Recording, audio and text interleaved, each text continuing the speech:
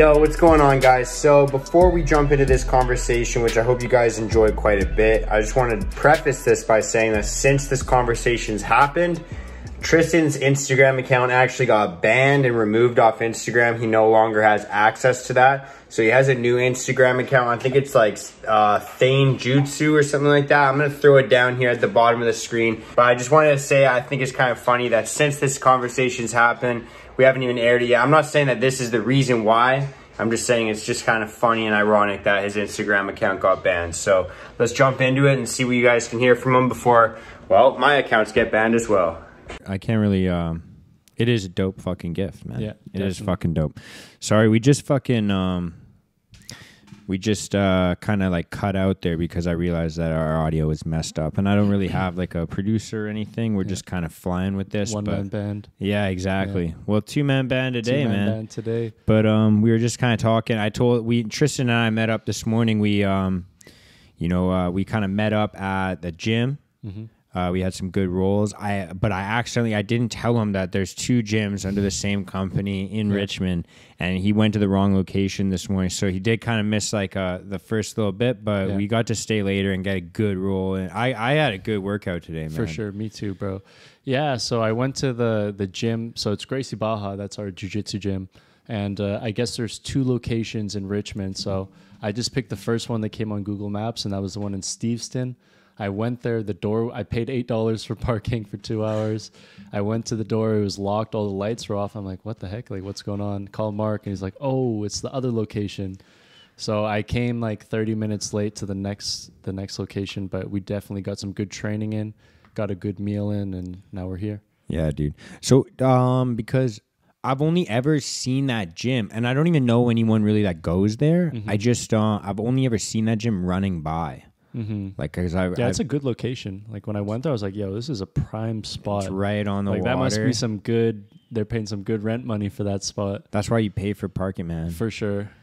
That's crazy. But yeah, dude. Let's kind of jump into. I guess we can talk about jiu-jitsu first. We can and we'll talk a bit more about like intentions because I was wanting to talk about like kind of living intentionally and living within like your own values and kind of, I guess, we'll just kind of go with that for now. For sure.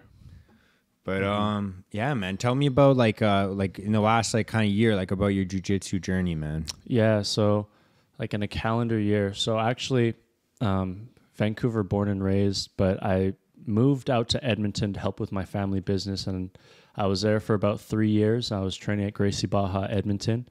I moved back here. Was it February of 2021? I think it was February 2021, yeah. And since then, I've been able to train lots at Gracie Baja Burnaby. That's my school. My younger brothers go there too. I have two younger brothers, both blue belts, both train. And in competition, so I'm so lucky. When I was living in Edmonton, I had a couple competitions that went fairly well, learned a lot, lost a couple of them. And the most recent competition I was going to do, it actually got canceled the day of because it was March 2020, right when the pandemic was starting, right when the lockdowns were starting to come. And like, I obviously saw it a mile away. Like I knew this was happening. I knew my competition was going to happen, but we can talk about that later. And, moving back here, like I've been lucky to do, Gracie Baja comp nets. So I had one tournament in, I believe, December of 2021. No, March of 2021. And I realized a dream because when I was living in Edmonton, I was just watching my brothers train in Vancouver, just watching them. I'm like, wow, like I can't wait to one day go back and train with them. And I also can't wait for the day that we can compete together and hopefully all of us win. So of March of 2021, the three of us, my two brothers and I, we all competed at the same tournament and we all won first place in our divisions. So that was a dream that was realized. And my next tournament was December of 2021. And it was the first time that I've ever done two divisions. Like I've kind of been self-doubting myself a lot about like my cardio and all these things. And I was like, you know what? Like, fuck it. I'm just going to sign up for both my weight class and then the absolute division, and win or lose, I win for even trying. So I ended up submitting all 3 of my opponents in my weight class, which was 181.5 pounds. And I only weighed in at 172 pounds. So I got first place there. And then I went into the absolute division for blue belt, which is all weight classes. And I submitted all 3 of my opponents there, won first place there. And then because of how well I did on that tournament, I got invited to do this Gracie Barra Challenge Night, which is all the people who had really good results on the previous tournament were invited to do these one-on-one fights. And it was like live streamed and commentated on. And I managed to defeat and submit a guy who's almost 70 pounds heavier than me. And now upcoming on March 5th, I have another tournament where once again, I will be challenging myself. I will be doing 3 divisions, my weight class in the gi, my weight class in the no gi, and then defend my first place in the absolute blue belt division again. So yeah. Gangster, dude. Yo, and like, how did you get into jiu-jitsu in the first place? Because you've been rolling for years, right? Like, it's been like a couple years. Can you move this closer to your face? For sure. So it's actually, it's almost been about 4.5 years now. And the thing is, so my brother Sam and I, we were both working at Steve Nash Marine Drive. I was sales and he was a personal trainer. And then one of the other personal trainers there, who's a friend of both of ours, he actually invited us to go to a jiu-jitsu class in Gracie Barra, Vancouver. And I was like, I don't know. Like, I've tried jiu-jitsu as a kid. I tried judo as a kid. It wasn't really my thing. Like, I love football, rugby, like contact sports, but I wasn't really a fan of that. And then I went, and prior to that, I thought I was like hot shit, you know, like always getting in fights, always winning street fights, working out all the time, like all those sorts of things. And I went to my first jiu-jitsu class and I got submitted 6 or 7 times in one 5-minute round by this old, very short Asian guy, like just beat the shit out of me. And in that moment I was like, yo, like I thought I was a tough guy. Like I thought I was hot shit. I thought I was cool. I thought all these things. And it was very ego shattering. And in those moments, people can go one of 2 ways. They can be extremely bitter and not want anything to do with those sorts of problems presented to themselves, or you could want to continue trying to get better at that pursuit and continue trying to overcome that and learn like why are you losing, why are you experiencing defeat and obstacles, and then try and overcome them. And that's exactly what I did. I got so addicted to jiu-jitsu, I never stopped after that. Got my ass kicked and changed my life for the better. Yeah, dude. I love that because I like it literally, and like you hear so many stories like that. Literally, I feel like everyone's got like kind of their version of that, and it's like it really like it makes me think of like the first couple times I went to jiu-jitsu. Like I had a similar story. Like I came from like the weight room playing rugby, like kind of always like doing the tough guy stuff. Yep. Yeah. And I remember the first time I went to a jiu-jitsu class was like it was a no-gi at this other MMA gym. Yep. Like not really like it wasn't like a traditional like gi class. Like it was like just no gi. And I remember I just got shit kicked, like literally. And I remember being so pissed, like the same way, the way that you were thinking. Like I remember being uncomfortable. The way you said like people get bitter, and I was like mad. And then within like the first.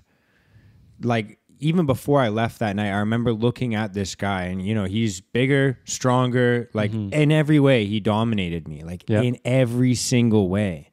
And it was like so emasculating for me. Yo, like, I was so like, emasculating. I was like, this is the first time I felt like a little bitch. Like there's nothing I could do to this guy. Yeah. And he makes it look easy. And like there's nothing. Like there's nothing. Even if I wanted to break all the rules of jiu-jitsu, there's nothing I could do to this man. Like and I remember thinking like I need to achieve that. Yeah. Like that is ultimate confidence, man. For sure. And one kind of like side note, as I mentioned, like I always used to get in street fights. Like I've been on bar watch 3 separate times, all for 1 year each, where I can't go to clubs or bars because of fighting. And then once I started jiu-jitsu, I've never been in a street fight since. Like, because it's such a good outlet to express aggression and creativity. Like, you don't feel the need as a man to go out and like challenge other men to physical altercations, because you know what you can do. You're able to do it in sparring sessions and see what you're capable of, you know? Like, you don't have to go out into the world and cause violence. And like, just thinking of that, I've been in a couple situations recently where like, normally I would try and fight the person, but now like I don't want to hurt them at all. Like, I would way rather just talk it out, and like I have no intention to hurt people anymore. Whereas prior to jiu-jitsu, I was so angry, so like wanting to unleash these physical things, you know, like prove myself to myself. But through the gift of jiu-jitsu, like just completely took that out of me in the best of ways. Yeah. And I was kind of laughing there a bit because I was thinking, when you were talking about that, I literally remember one of your Instagram stories that you made where it was like, I can't remember what it was, like some guy in traffic that you were like, you guys were bitching at each other, and then all of a sudden you're like, yeah, and then we both found out that we both do martial arts, and it was just like, we just told each other to have a good day. Yeah, exactly. Like, yo, mutual respect. Like, yo, we don't need to do this. Like, I respect you, you probably respect me. Like, it was obviously something that we can talk about, you know? Like, we don't have to, we're both martial artists. Yeah. Yeah, just like this isn't the place, this isn't the time. Exactly. Yeah. I like that, man. That's so sick. And just talk about it as well, because you were talking about before, like when you're driving to class right now, because you're training for like tournaments. Yep. Like, kind of talk about how you've been setting more intentions, like how you've been using like maybe visualization or just like kind of setting intentions. Like you mentioned, like when we tried recording before, you woke up and journaled first thing in the morning. Like, is that one of your tools? Like, kind of talk about living intentionally a bit. Yeah. So in regards to jiu-jitsu being intentional, so it sounds very cocky, but a lot of times I have a lot of success in my gym with my rolling and against other opponents. And unfortunately, it makes me fall into kind of a place of complacency, a place where I kind of just act nonchalant in my rolling because I know I'm not in like serious threats, or I will win even being nonchalant. And that's not the kind of mindset that I want to have. So very recently, or not very recently, but preparing mentally for this upcoming tournament, just trying to be a lot more intentional. Like I meditate every day, and when I meditate, once I get to that spot where it's an empty mind, then I start to do my visualization. I start to imagine myself in scenarios on the mat, imagine myself getting my hand raised and having gold around my neck, and it's like a zero-sum game. Either you win or I win, and I'm gonna win. So visualization has been so essential to me. But when it comes to just intentionality in general, journaling has definitely been very helpful to set a course on what I want to do and what I need to do. Even in the times where I come home from work and I feel like lethargic or want to just like game and sit on the couch and stuff, I know I still have things that I need to do. And journaling in specific, like it's so good at, if you set tasks for yourself, it feels so fulfilling to just check those tasks off, like once you complete them, and then you can relax. Like, you don't do some work before you relax. But yeah, intentionality is very important to succeeding. 100%, man. Would you believe that I told, like, if I told you that this was one of the things I had to do today, this was on my checklist. So thanks for helping me do that, man. Thank you, brother. That's so sick. I wrote that down in my book too. This is also in my journal, as well as the training we already did. So good stuff. Hell yeah, man. I did the same. You can swear if you want. I don't care. Shit. It doesn't fucking matter. But dude, I love that though, man. Especially about like living intentional. Because one thing I've been trying to do recently is like live more intentionally. Like I feel like, especially with like anger, like if you grow up, like I feel like a lot of young men can kind of relate to that. Is like I feel like we get stuck in the trap of living like reactionary to our life. Like react, like something happens and then just react. And like so many people, like especially like young men, I feel like when you're either anxious or scared or confused or whatever it is, like I know for me, like my default reaction is aggressive, pretty aggressive. Like that's just. And it happens without even really thinking about it. It's the initial, just like primal response, you know? And like, at least for myself, I've done a lot of counseling as well as a lot of psychedelics, And both of those have really helped me. Like, I'm obviously not perfect and it's still a learning process, but going back to the intentionality of just being intentional, like in little things such as like road rage, to just like kind of be intentional. Like, you know what, that person could be any number of circumstances in their life as to why they're driving that way or acting that way. Like, who knows what's going on in their head, you know? And just being able to, one of the biggest things for guys is just not reacting and just being able to pause, like breathe and reflect, and then choose your course of action. And easier said than done, because it's so easy for like hot-headed guys, you know, think like, okay, like pull over, like let's fight type of thing, or like give you the middle finger, like fuck you, bro. But it's another thing to be intentional, to just be like, to pause, take in the data, reflect, and then choose your course of action. And it feels so much more fulfilling to show grace instead of immediately going to like anger and violence. And you feel good with yourself, but obviously easier said than done. It's like a process that you have to keep at it. Yeah, dude, I've been trying to live more intentionally, that like in the last like year especially. And I've been thinking about like living intentionally, like just doing, like before I thought it was like, if I just set to do like 6 things in a day and I do those 6 things, then that's living intentionally. Like that's where I had the misunderstanding.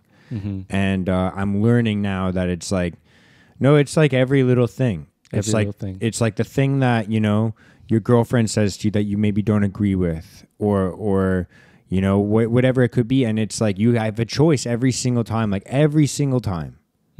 It's like a choice of quote. I think it's from Musashi from Book of Five Rings. It's like, how you do one thing is how you do all things. Yes, dude. Yeah. And it's like, dude, it does bleed into everything. And that's what I was going to say next, is like the more you react to the world around you. Like the other day we were talking and she was talking about how, you know, I've become, I guess, more, and sorry to talk about this, but it's here. So, but it's like, you know, if I'm not listening properly or whatever it could be. And like, I understand, like, dude, I deal with my own. Yo, listening is such a skill. Like, it's not just, you can just listen. Yeah, yeah. You have to be intentional listening. But what were you saying? No, but it's just, as well as just like understanding other people. But like, it's just when you live in that like reactionary, like, no, I'm right. Like you're assuming that you're right all the time, and then you have to assert that on someone, because that's what aggression really is. It's like the assertion of your view. I win, you lose. Yeah, yeah, yeah. But that's where empathy comes in. Yeah, yeah. Dude. Trying to understand their perspective. Like we're just bound to our emotions sometimes that we can't see potentially like how their position is, you know?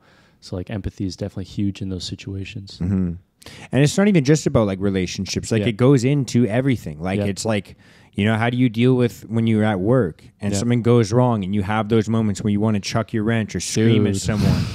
Like it goes into every single thing. Kick a hole through a wall. Yeah, bro. Like I've done stupider things than that, bro. But I know, like, for sure, it's like the more I live reactionary, the more I live reactionary. And it's like you're not in control. Like whatever that is in control of you. You know, the intentionality sets you apart from that. Being able to choose your course of action, choose these things that you want to do, being your own sovereign individual instead of allowing your emotions and the reactions to control you. Yeah. And when you say it that way, it actually like brings more light to the situation, because I've always had like an anxiety around not being in control. Like I hate being the passenger in a vehicle. Yep. I hate flying. I hate any situation that I'm not in full control of. Like I don't like. But that can also be a very big hindrance to our lives, because a lot of times there's so many things in our scenarios and realities that we cannot control, and trying to like control them will just bring us more sorrow and stress. That's like another thing that I've learned over counseling. It's like I would try and control every outcome, every scenario, all the elements in my surroundings to like the outcome that I want. And a lot of times things are out of your control, and like you can't control those things, and attempting to just brings so much more negativity and stress onto yourself. But like, I don't know. I like that, again, man, I like that you said that, because I've even vocalized it, that I've been thinking more outcome-based recently, trying to achieve a certain outcome as opposed to being process-based. And when you say it that way, it makes me realize the flaw in that way of thinking. Mm-hmm. It's, dude, you just shattered my ego, man. Like that's. I'm glad, because it shattered my ego too. Like, and the counselor told me that because I try and control like my scenarios and realities and shit. And it's like, you can't control everything. Even going back to driving, you can't control how the person, like, they may be going like 30 in a 50 zone. Like, you can't, hey, speed up. Like, no, they're going to do what they're going to do. Yeah. So like, over stressing yourself over things you can't control is another process that like you have to be intentional about it, because trying to control things that you can't control will just bring more stress upon yourself, self-inflicted stress. Do you study Stoicism, like any Stoic philosophy, or read anything like that? I watch like YouTube videos from time to time. I definitely take some inspiration from it, but like not like super versed. Dude, you speak like a Stoic, man. I love it. Like, I don't know. I just want to, I'm not perfect. Like, I'm still, all of these processes are still processes to me. Obviously, no one masters some of these things. It's just like, once again, intentionality. You have to be intentional in the things that you want to do. Mm-hmm. And that applies to everything that you do. The way you do one thing is the way you do everything. Yeah. And one of the things I've been trying to do recently, like I like that you've been, visualizing more in regards to Jiu Jitsu, like when you're meditating, when you're driving to Jiu Jitsu as well, you're talking about as well. And one of the ways I've been trying to be more intentional is like I literally turned off all my notifications on my phone. Smart. Except for phone calls and like text. Like if you text me directly, like group chats, muted, everything. Smart. No notifications. And so like for me, like that's made, like I was talking to I was talking to my girlfriend about it, and she was like, do you feel the need like when you're scrolling through to like reply to people? And I'm like, there is no scrolling through, because when I open the app, it's with the intention to reply to whatever messages I have and post whatever thing I'm going to post and then get off. Like that's good. I'm not living like for that. The biggest thing was having those fucking notifications, like the little red number badge thing on the home screen. And dude, the more you spend time on that, the more you spend time like fucking getting sucked into everything that's dividing everybody. Exactly, dude. And it does its job well. And it's been fucking everybody. Of course. It's just like scary for future generations, and even seeing kids like on TikTok and all these things. Like, I don't know, man, like too early, brainwashing them too early, indoctrinating them too early, getting them into short attention spans, like, because especially with TikTok and stuff, like the clips are so fast, they scroll through them, like it just conditions like a young child's mind or a young person's mind to just have that sort of short attention span. And that's not conducive to how humans should be. Like, we should be able to have long attention spans. Like, I don't know. Well, yeah, like if you think about it in any way, like I always think about it as like a kind of like a wasteful or a discarding kind of like, it's kind of like I feel like it's shaped our generation to just toss away anything that's uncomfortable or challenges our view, or because like anything that you don't like, you just swipe away. It's like, fuck that. True. And like how many fucking buddies do you know that are in relationships, like, and you could have been like this because you guys had a long distance right after a couple months. Like anyone is like, whatever, you can just throw it away. I'll just find a new partner, whatever. For sure.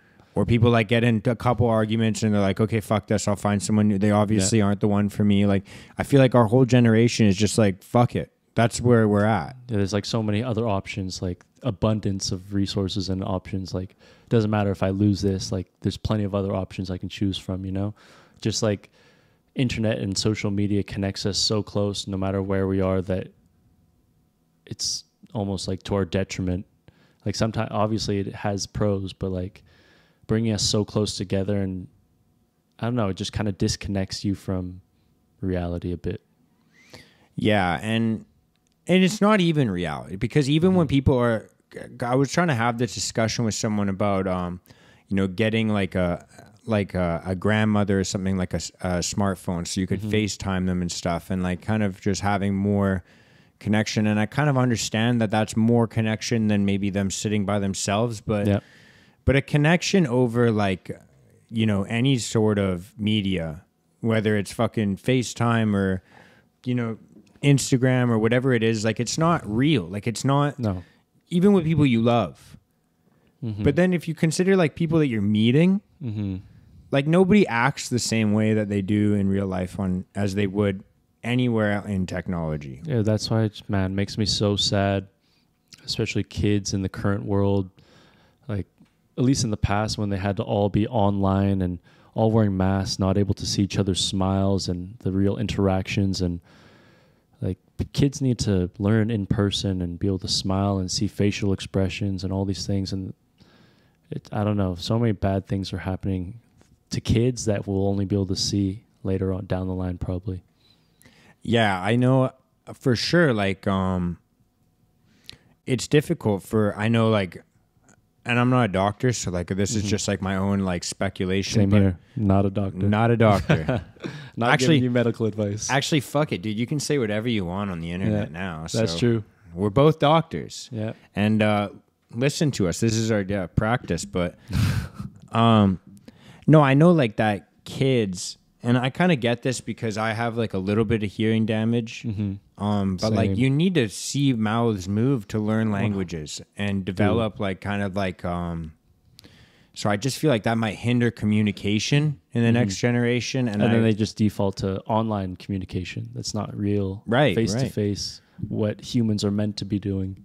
Well, even think about like people our age are already like they're already uncomfortable in person conversation, like even things that like.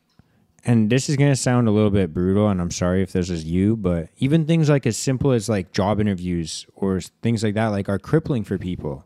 And it's like, man, we grew up still like a little bit, like I didn't even get a smartphone until I was like in high school. So at least you had like the first like 15 years of your life of purity, right? But it's like, man, imagine if that was removed. Dude, imagine getting a smartphone like today's age of like 6 years old or something like that. Crazy. And then they'll just be so sucked into that reality of just like online, like you think it's real, but it's not real. Like, sure, you're talking to people, but that's not the real reality. And there's so many issues in the real world that need to be addressed that, I don't know. I'm worried for future generations just being all online and potentially metaversed and all these sorts of things. Yeah. But the tide is turning in many ways too. So there's hope. I don't know. Yeah, I think, I definitely think that for sure. And the only other thing I was going to say is I remember like there was a very valuable lesson that I learned when I first like started playing like online games. Yeah. And I was playing with people that I knew, like people like that would all go to my high school. We would all like game together. And, you know, I ended up meeting like some of the older guys. Yep. And I remember talking shit because when you're on Xbox, you're talking mad shit when you're like 13, MW2, 14. Search and Destroy. Yeah. The most savage shit. And then, dude, I remember going to school and speaking the same way to people in person, and I got fucking clocked, bro. Jeez. And that's a good lesson. Like, that was an important lesson for me because it's like, it was the differentiation between, like, this is how people tolerate speech online, and we've seen kind of the progression of that now, like, after, like, almost a decade. And this is how people will accept communication in person. And it's so completely different threshold, man.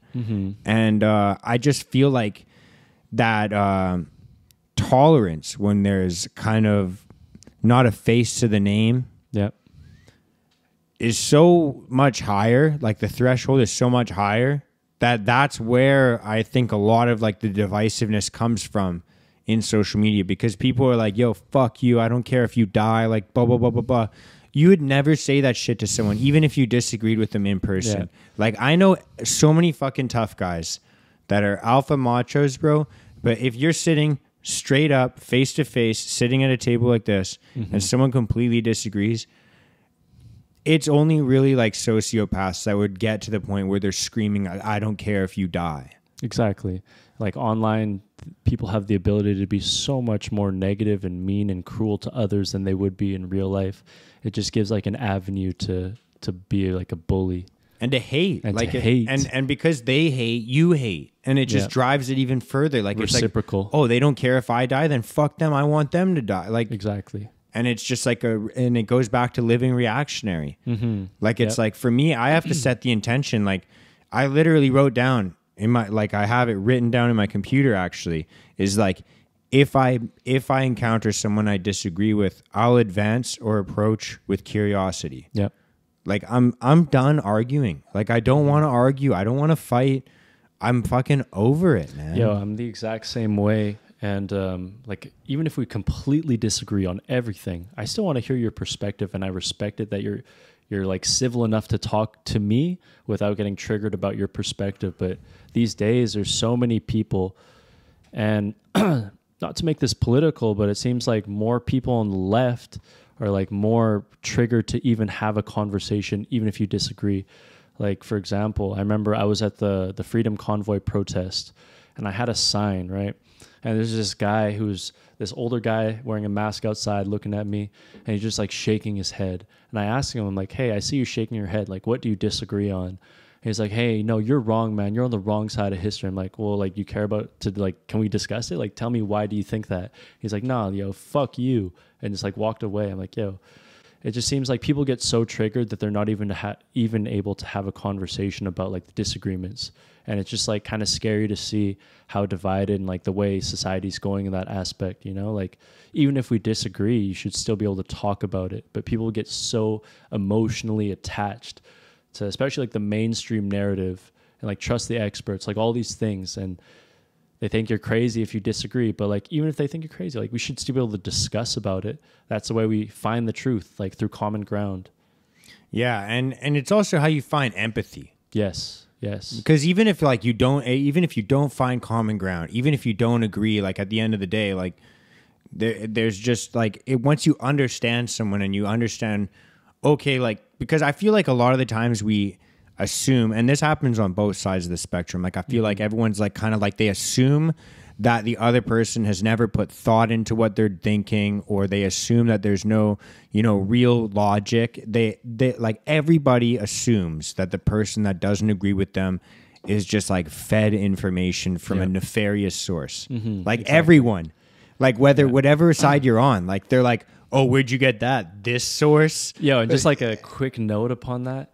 People always like, oh, well, you got that from your YouTube videos. But hey, YouTube literally has anything you could find, like from Harvard lectures to like baby videos. Like YouTube, to say like, oh, did you get that off YouTube? Like that's not even like a real argument. You can literally find any sort of video from like the smartest people in the world to the dumbest.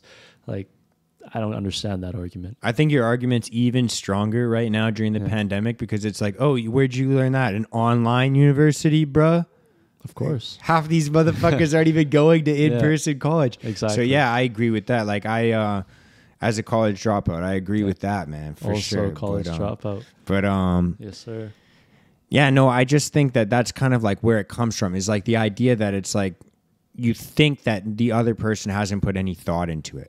Like it's like, but once you kind of have the conversation, you're like, okay, why do you think that? And they're like, okay, I think X, Y, and Z. And you're like, well, I don't agree with you, but at least you put thought into it. So I have like compassion for you. Like I think I view you for sure as an equal. Like it's like, even though you should view everyone as an equal, I'm just saying that experience allows you to view someone as an equal. Exactly. Like seeing that they put the time and effort into researching like what they believe in, even if it's completely opposite to yours, like that's still something to be appreciated.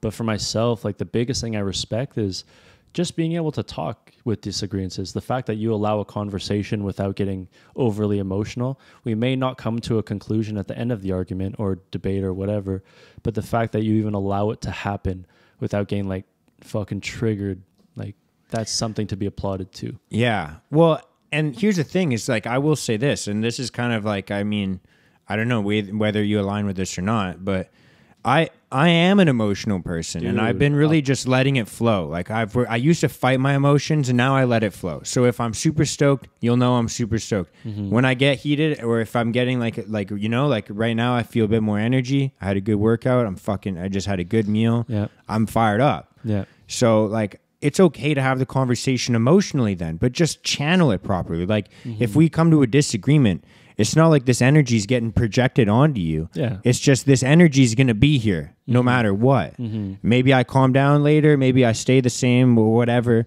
Like I'll ride the wave. Yeah. But it's about channeling the energy. For sure. Right? Like and if you intentionally channeling the energy. Right. Like, and well, and it's like, like if say you get mad in a conversation, it's okay to get mad. It's fine. It's human. You're a human being. But it's how are you going to react to that? That means it means something to you. Yeah. But it's like, how are you going to react to it? Are you gonna call the other person a fuckface? Are you gonna be a racist or a piece of shit? Or are you gonna act like a fucking regular, compassionate human being? For sure. Right? And it's like, that's the decision where everyone's faced with that. And then on social media, when you have no connection whatsoever, it's like, it's so easy and no consequences. Anonymity.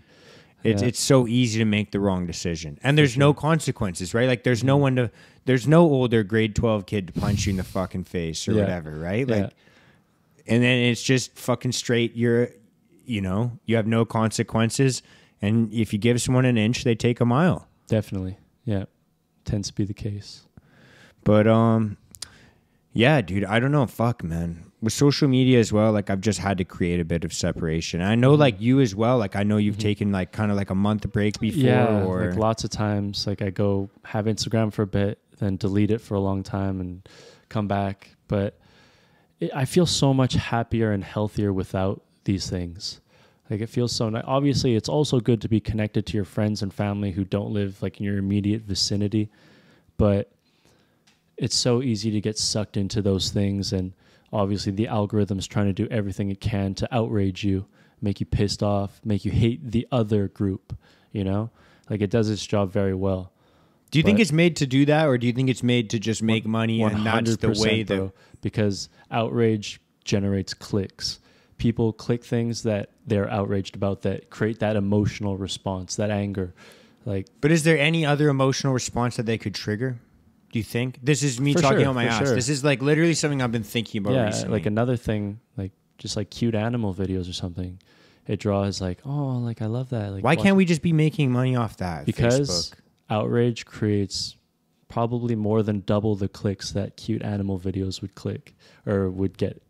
Like I think people are so, if it's something you completely disagree with, it'll draw your attention. You'll want to read more or see like, oh, like that person's such an idiot. Like it draws people in far more effectively than something positive.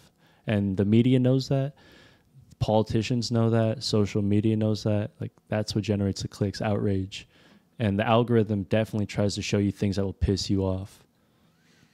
I wonder, I'm just like hopefully planting seeds for people in the future, but it's like, I wonder if there's another emotion they could play on. And what would be an option, you think? I don't know. I would like to think happiness, but then it's like, I wouldn't want that either, because you don't want an IV drip of dopamine, because this is basically what this was. That's how it started. Yeah. It's all like dopamine feedback loop bullshit.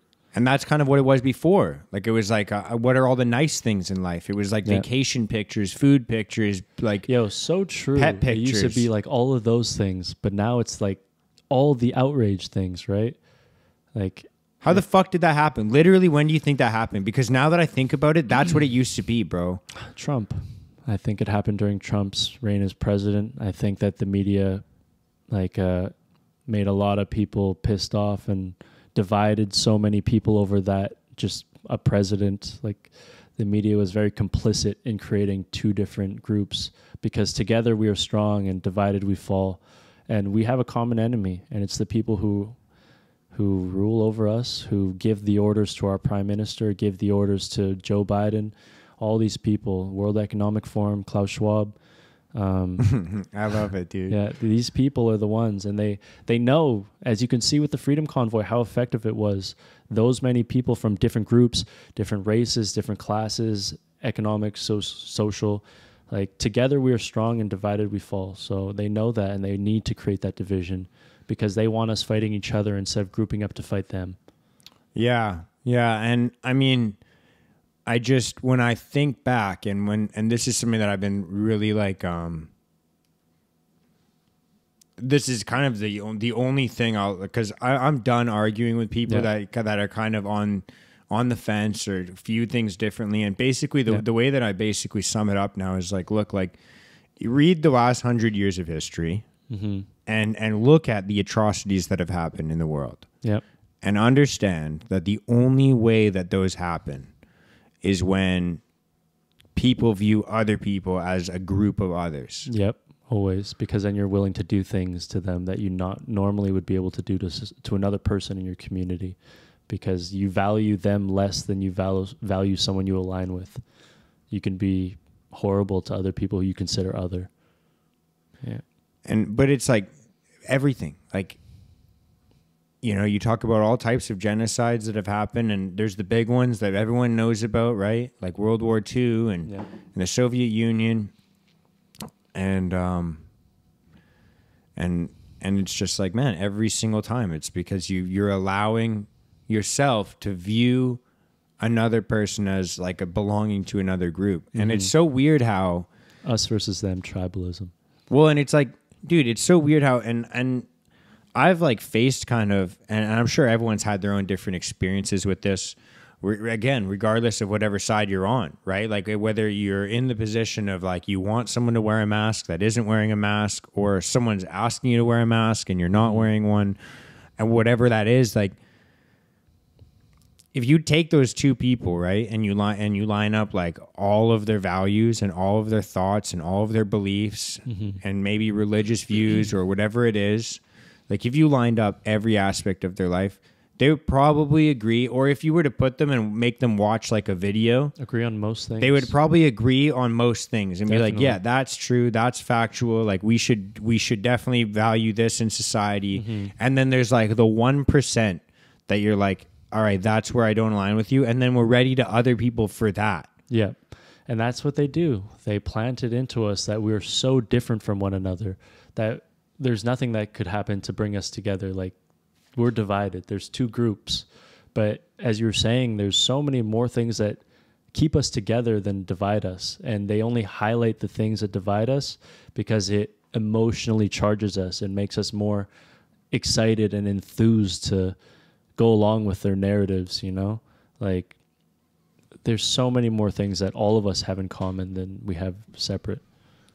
Well, and it's like, I never, like, yeah, there's so many ways to think about it because, you know, even like when meeting people now, I feel like because this has become so, I've never viewed the world the way that I view it now. I've never, it's so new to me.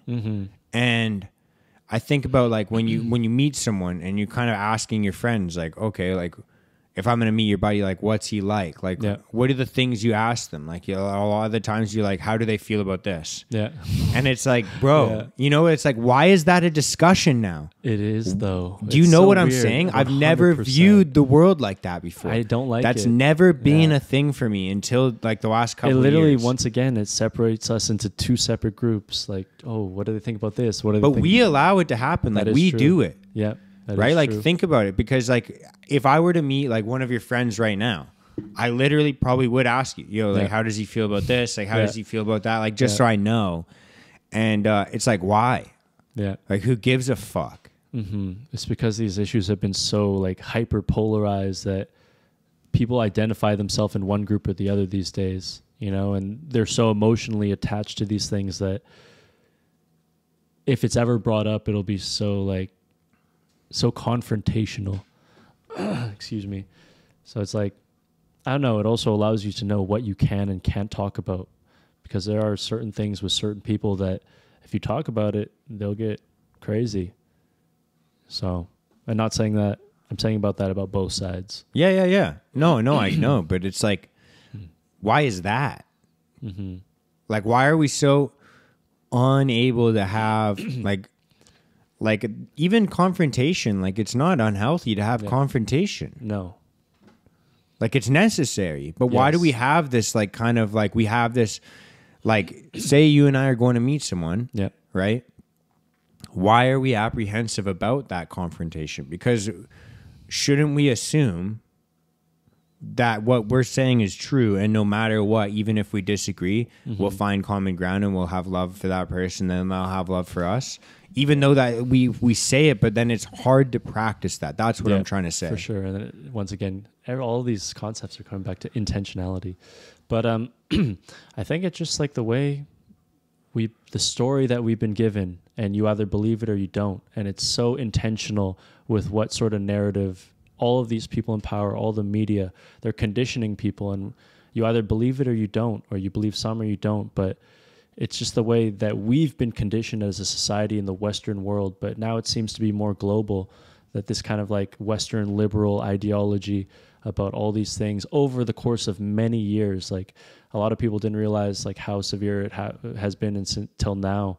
And it's been like a slow buildup over a long time of like, I don't know, separating people, destroying the nuclear family, masculinating,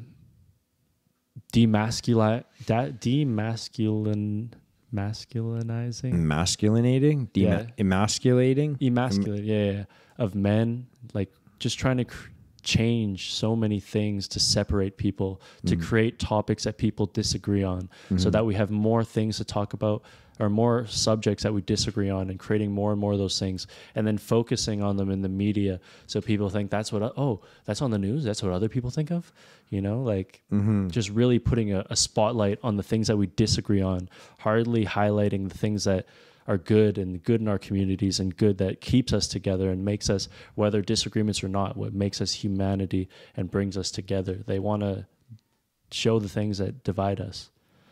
Yeah. And I think it's so crazy, man, because it's so natural. Like there's like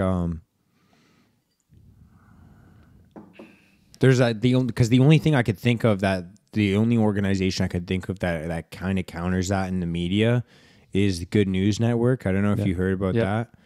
But even sometimes when I'm reading that, I think like certain things, like I'm either like, that's not even good news, or sometimes I think like that's not even significant. Yeah.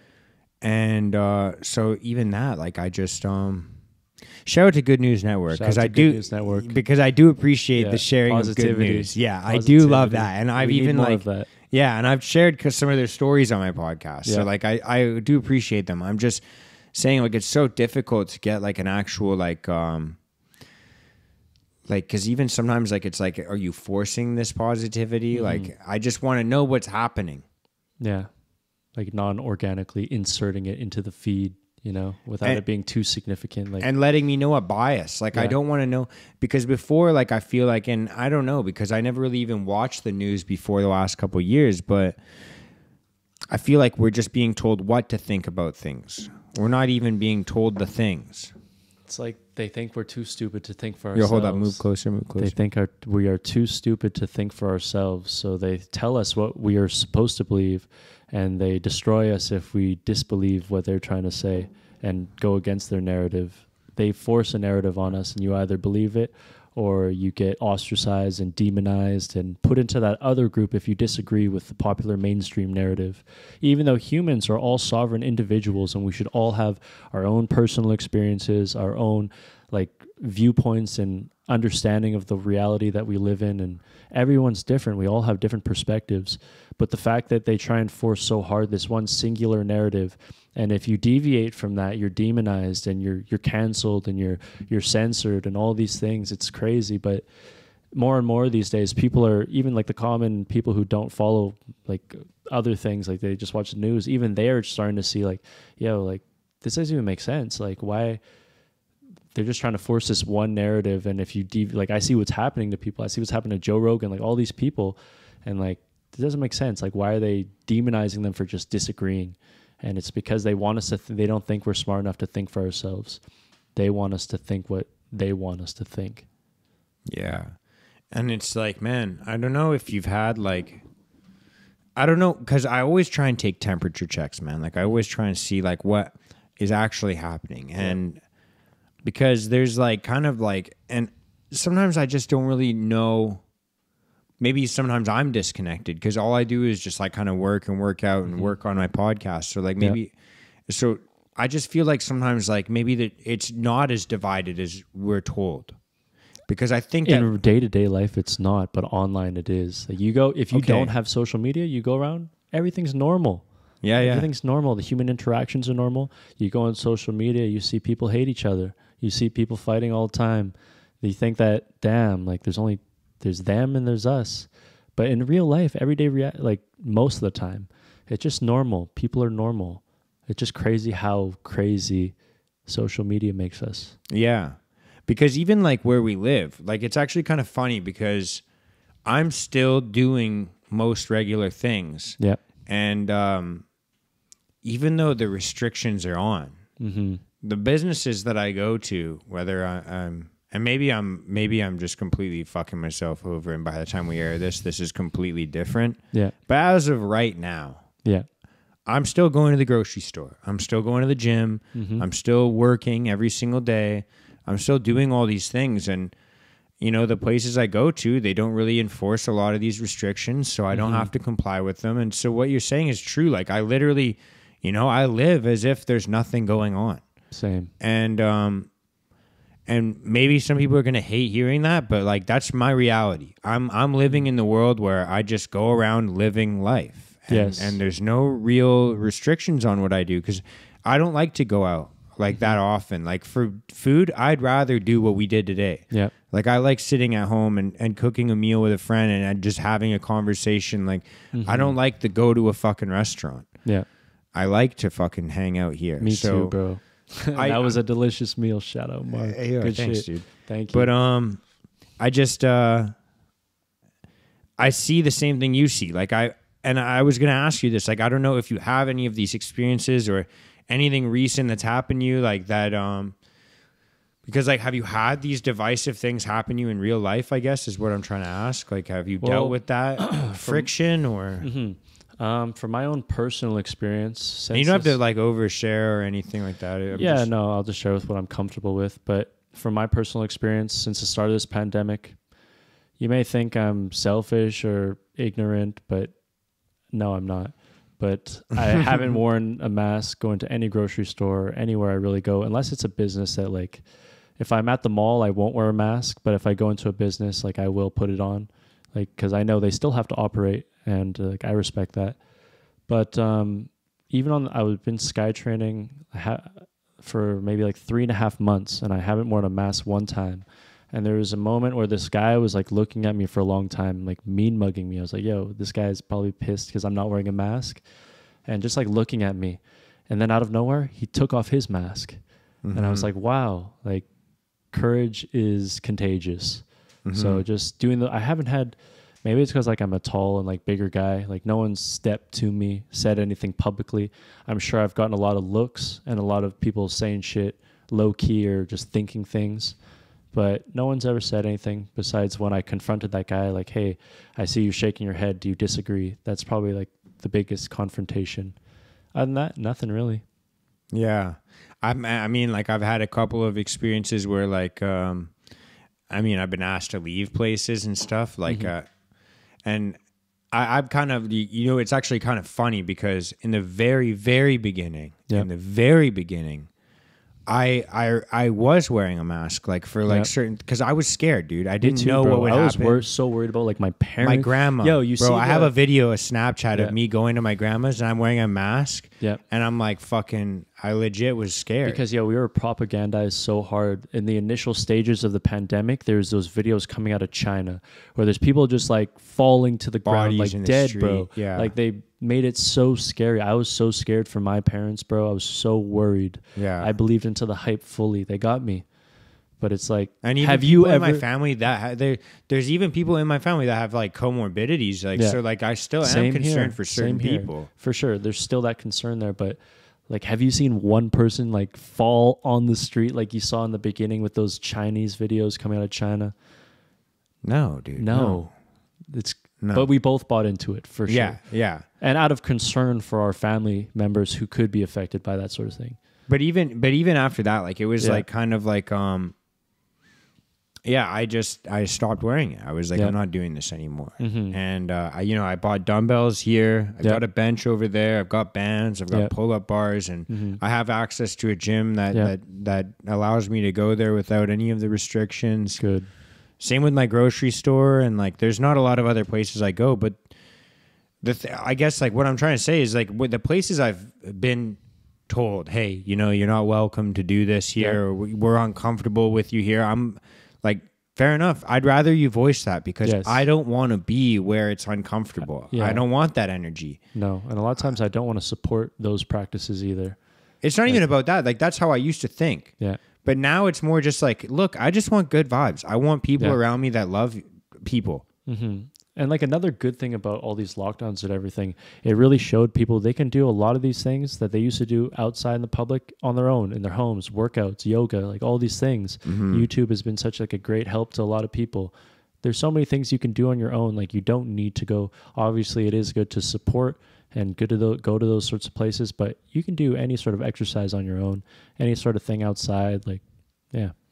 Well, and I think like it's important as well. And this is kind of, you know, I'm kind of like that I've got that hippie mentality in this way.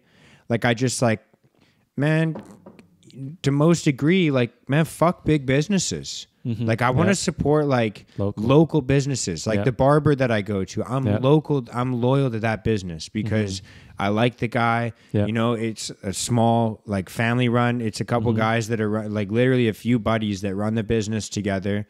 Like that's the shit I want to support. Me too, bro. I want to support those people that are fucking working their asses off. Like, you know, like the farmers that are local here. I want to buy eggs from them. I want to buy shit from them. Like I want to support the grocery stores. I want to support, you know, the local gym owners. Like it's not like a huge, this isn't like the gyms that we used to work at that are massive commercial gyms. Franchise, like it's, you know, it's someone that literally rents a space. Took out their life savings. Like this has been their dream for years. They finally did it. And I would love to, support. Those are the people where it's like, through this pandemic, I'm giving you my money. As long as you're still loving and accepting, and I know that no matter what happens in the community, you're going to allow everyone to come and do the reason, whatever your reason is, whether it's being the best barber in the city or running a gym that people can feel like, you know, when everything's fucked up, you can go there and just have a fucking place to check out mentally and get a good workout in and like all of those little things.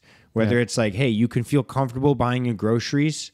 And that's at the end of the day, that's what I want. Is just people to feel comfortable and love, like feel like, you know, like that community feel, bro. Like the community feels so essential.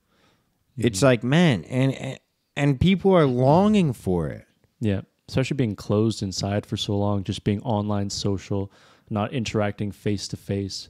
Whether they realize it or not, people are meant to be with people. You know, we do the best when we're in unison as a community. Like people need to be in interaction with people, and it's just like metaverse and all these things. Like it's scary to see how these things will play out eventually for our kids and future generations, you know, because it's so essential to be face to face with someone, to be outside in nature, to have the sunshine on you, to not just be in your room on a virtual reality is fun, not gonna lie. But I literally have never experienced anything. Pretty fun, but it's like kind of scary to see where this could go. And like I worry for the future generations, but it's so essential to build that sense of community and feeling like you're a part of helping it grow and helping other people grow and interacting with one another, commerce. Yeah. It's nuts, man. I've never experienced it. It seems so foreign to me. I understand the concept. The closest I've come is remember that Samsung phone that had the VR thing if you bought the goggle attachment? And you just like put your phone in it or something? Yeah. And you could like watch something. Yeah. It was pretty immersive. That's cool. My only experience with like VR. Yeah. But I've seen that it's come leaps and bounds. Imagine 10 years from now. Like, it's crazy. But fuck, man. I gotta go to the bathroom. Yeah, no worries. We'll pause up. How many coffees do you normally have a day? So, my coffee consumption, actually, it's a problem, actually. Yeah? How many? I used to drink... I used to be bad. I used to drink a full pot of coffee every day. Oh, my goodness, bro. And then recently, I took a couple weeks off completely. Yep. How was that? Brutal. And then I crumbled because someone bought me a coffee. Yeah. And I was like, I'm not going to not take it. Yeah. So I drank it, and then I was okay for a while, and then I was starting to drink one a day. And now I'm back right now. I'm drinking on your average day, 2 a day. Yeah. But I think this is my third today. I think so too. But from counting. But my rule is not after 5. So I've got 45 minutes to drink this. Good rule. Yeah, normally my rule is like not after 12. That's my mom is the same. My mom has the same rule. Yeah, I normally have a coffee at like 10 a.m. and that's it. But then today, we had a coffee right now. It's good. That's the thing is I drink coffee socially. Like it's something that, And I started doing this when I stopped drinking. Yeah, I don't know. There's this weird smoking. So weird. Yeah. But when I stopped drinking as much, I started drinking more coffee because you kind of drink it at the same pace. Like you kind of sip it socially. Yeah. So I drink coffee socially. Like but I just think it's definitely an issue. I definitely have a caffeine addiction. Yeah, but at least you're conscious of the fact, like self-aware on that. And I try and drink more water now because of that. Like that's the other thing is like, especially after doing like 75 hard and stuff. Yeah. You did that? Oh yeah. You did. I've done it a couple times, dude. Damn. It's my bragging rights. It's my number one thing, dude. Yeah. But I've just been drinking way more water since then. Like first thing in the morning, I can't drink. The bad thing is I used to start, especially with fasting, I would drink coffee on an empty stomach and it would just fuck my stomach and guts up, dude. Me too. And like heartburn sometimes too. I don't know. It was weird for me. Like, I don't know. I get heartburn easily. I don't like it. But what were we saying, dude? Oh, with in Jiu Jitsu, dude. I just started. So like when I talk about Jiu Jitsu, everyone has to realize like I'm a white belt. Like I'm not. Third stripe though, like I remember, or I posted the story of us, and Sam's like, "Yo, like Mark has stripes." I was like, "Yeah, bro, like he's actually for real on this." Yeah, he was happy for you. Thanks, Sam. Yeah, but so I'm not. I was just prefacing this by saying like I'm not an expert. I'm very new to it, so when I speak about this, I'm speaking as like an apprentice. Yeah, and like I've been trying to, and you were asking me about this earlier when we were at the gym. It's like how I view my game. And right now I'm just trying to learn defense. And I guess that is naturally why I gravitate more towards guard. Yeah, like the half guard. And you were talking about, I remember you were talking about like perfecting your frames or getting your framing better from the bottom position. So that's a good thing to work on for sure. Because I just want to train my instincts. Like I think of it as like if I want to dial in my instincts and my reactions because, if this were to apply in real life, I want to think defensively. I want to protect, I've been working on my frames because I want to protect my face. I want to protect my head. I want to protect, I want to be able to get in a position where I can think. And that's a very smart and intentional way to think about it. Yeah, it seems like everything we're talking about goes back to intention. 100%. So prominent in like the human life because it's such a strength. Yeah, and it's so hard to develop. Yeah, it takes intention, it takes consistency over time, like continuously doing it, building that habit of being intentional. Yeah, man, and it's like so difficult actually because and this is something I got to experience firsthand today. And it's like when you have kind of a routine of, this is how I'm gonna engage with this situation, or hey, this is how I'm going to react to this situation. And then it gets, like someone like stuffs you. Like, dude, you stuffed me today. Like there was nothing I could do. I remember I came home and my roommate's like, yo, how was jiu-jitsu today, man? And I'm like, bro, I think there was 0 seconds today where I was in a neutral or attacking position. Yeah. Like every second was defense. That's good though. It's good. But it sucks, dude. It's frustrating. Yeah, it is. And those car rides back after those classes where you get your ass kicked, honestly, I think those are, like, it sucks, but those are the best learning experiences because you're emotionally attached. You're like, man, like, I don't want that to happen again. Like, I don't want to be in that situation. And then you kind of visualize, like, how can I prevent it? Yeah, how can I prevent it? How can I escape it? How can I, like, let it not even happen in the first place? Like those moments where you get your ass kicked and you're driving home, like there's some big growth moments to be found there. And it's just, which leads to intentionality in your next training session.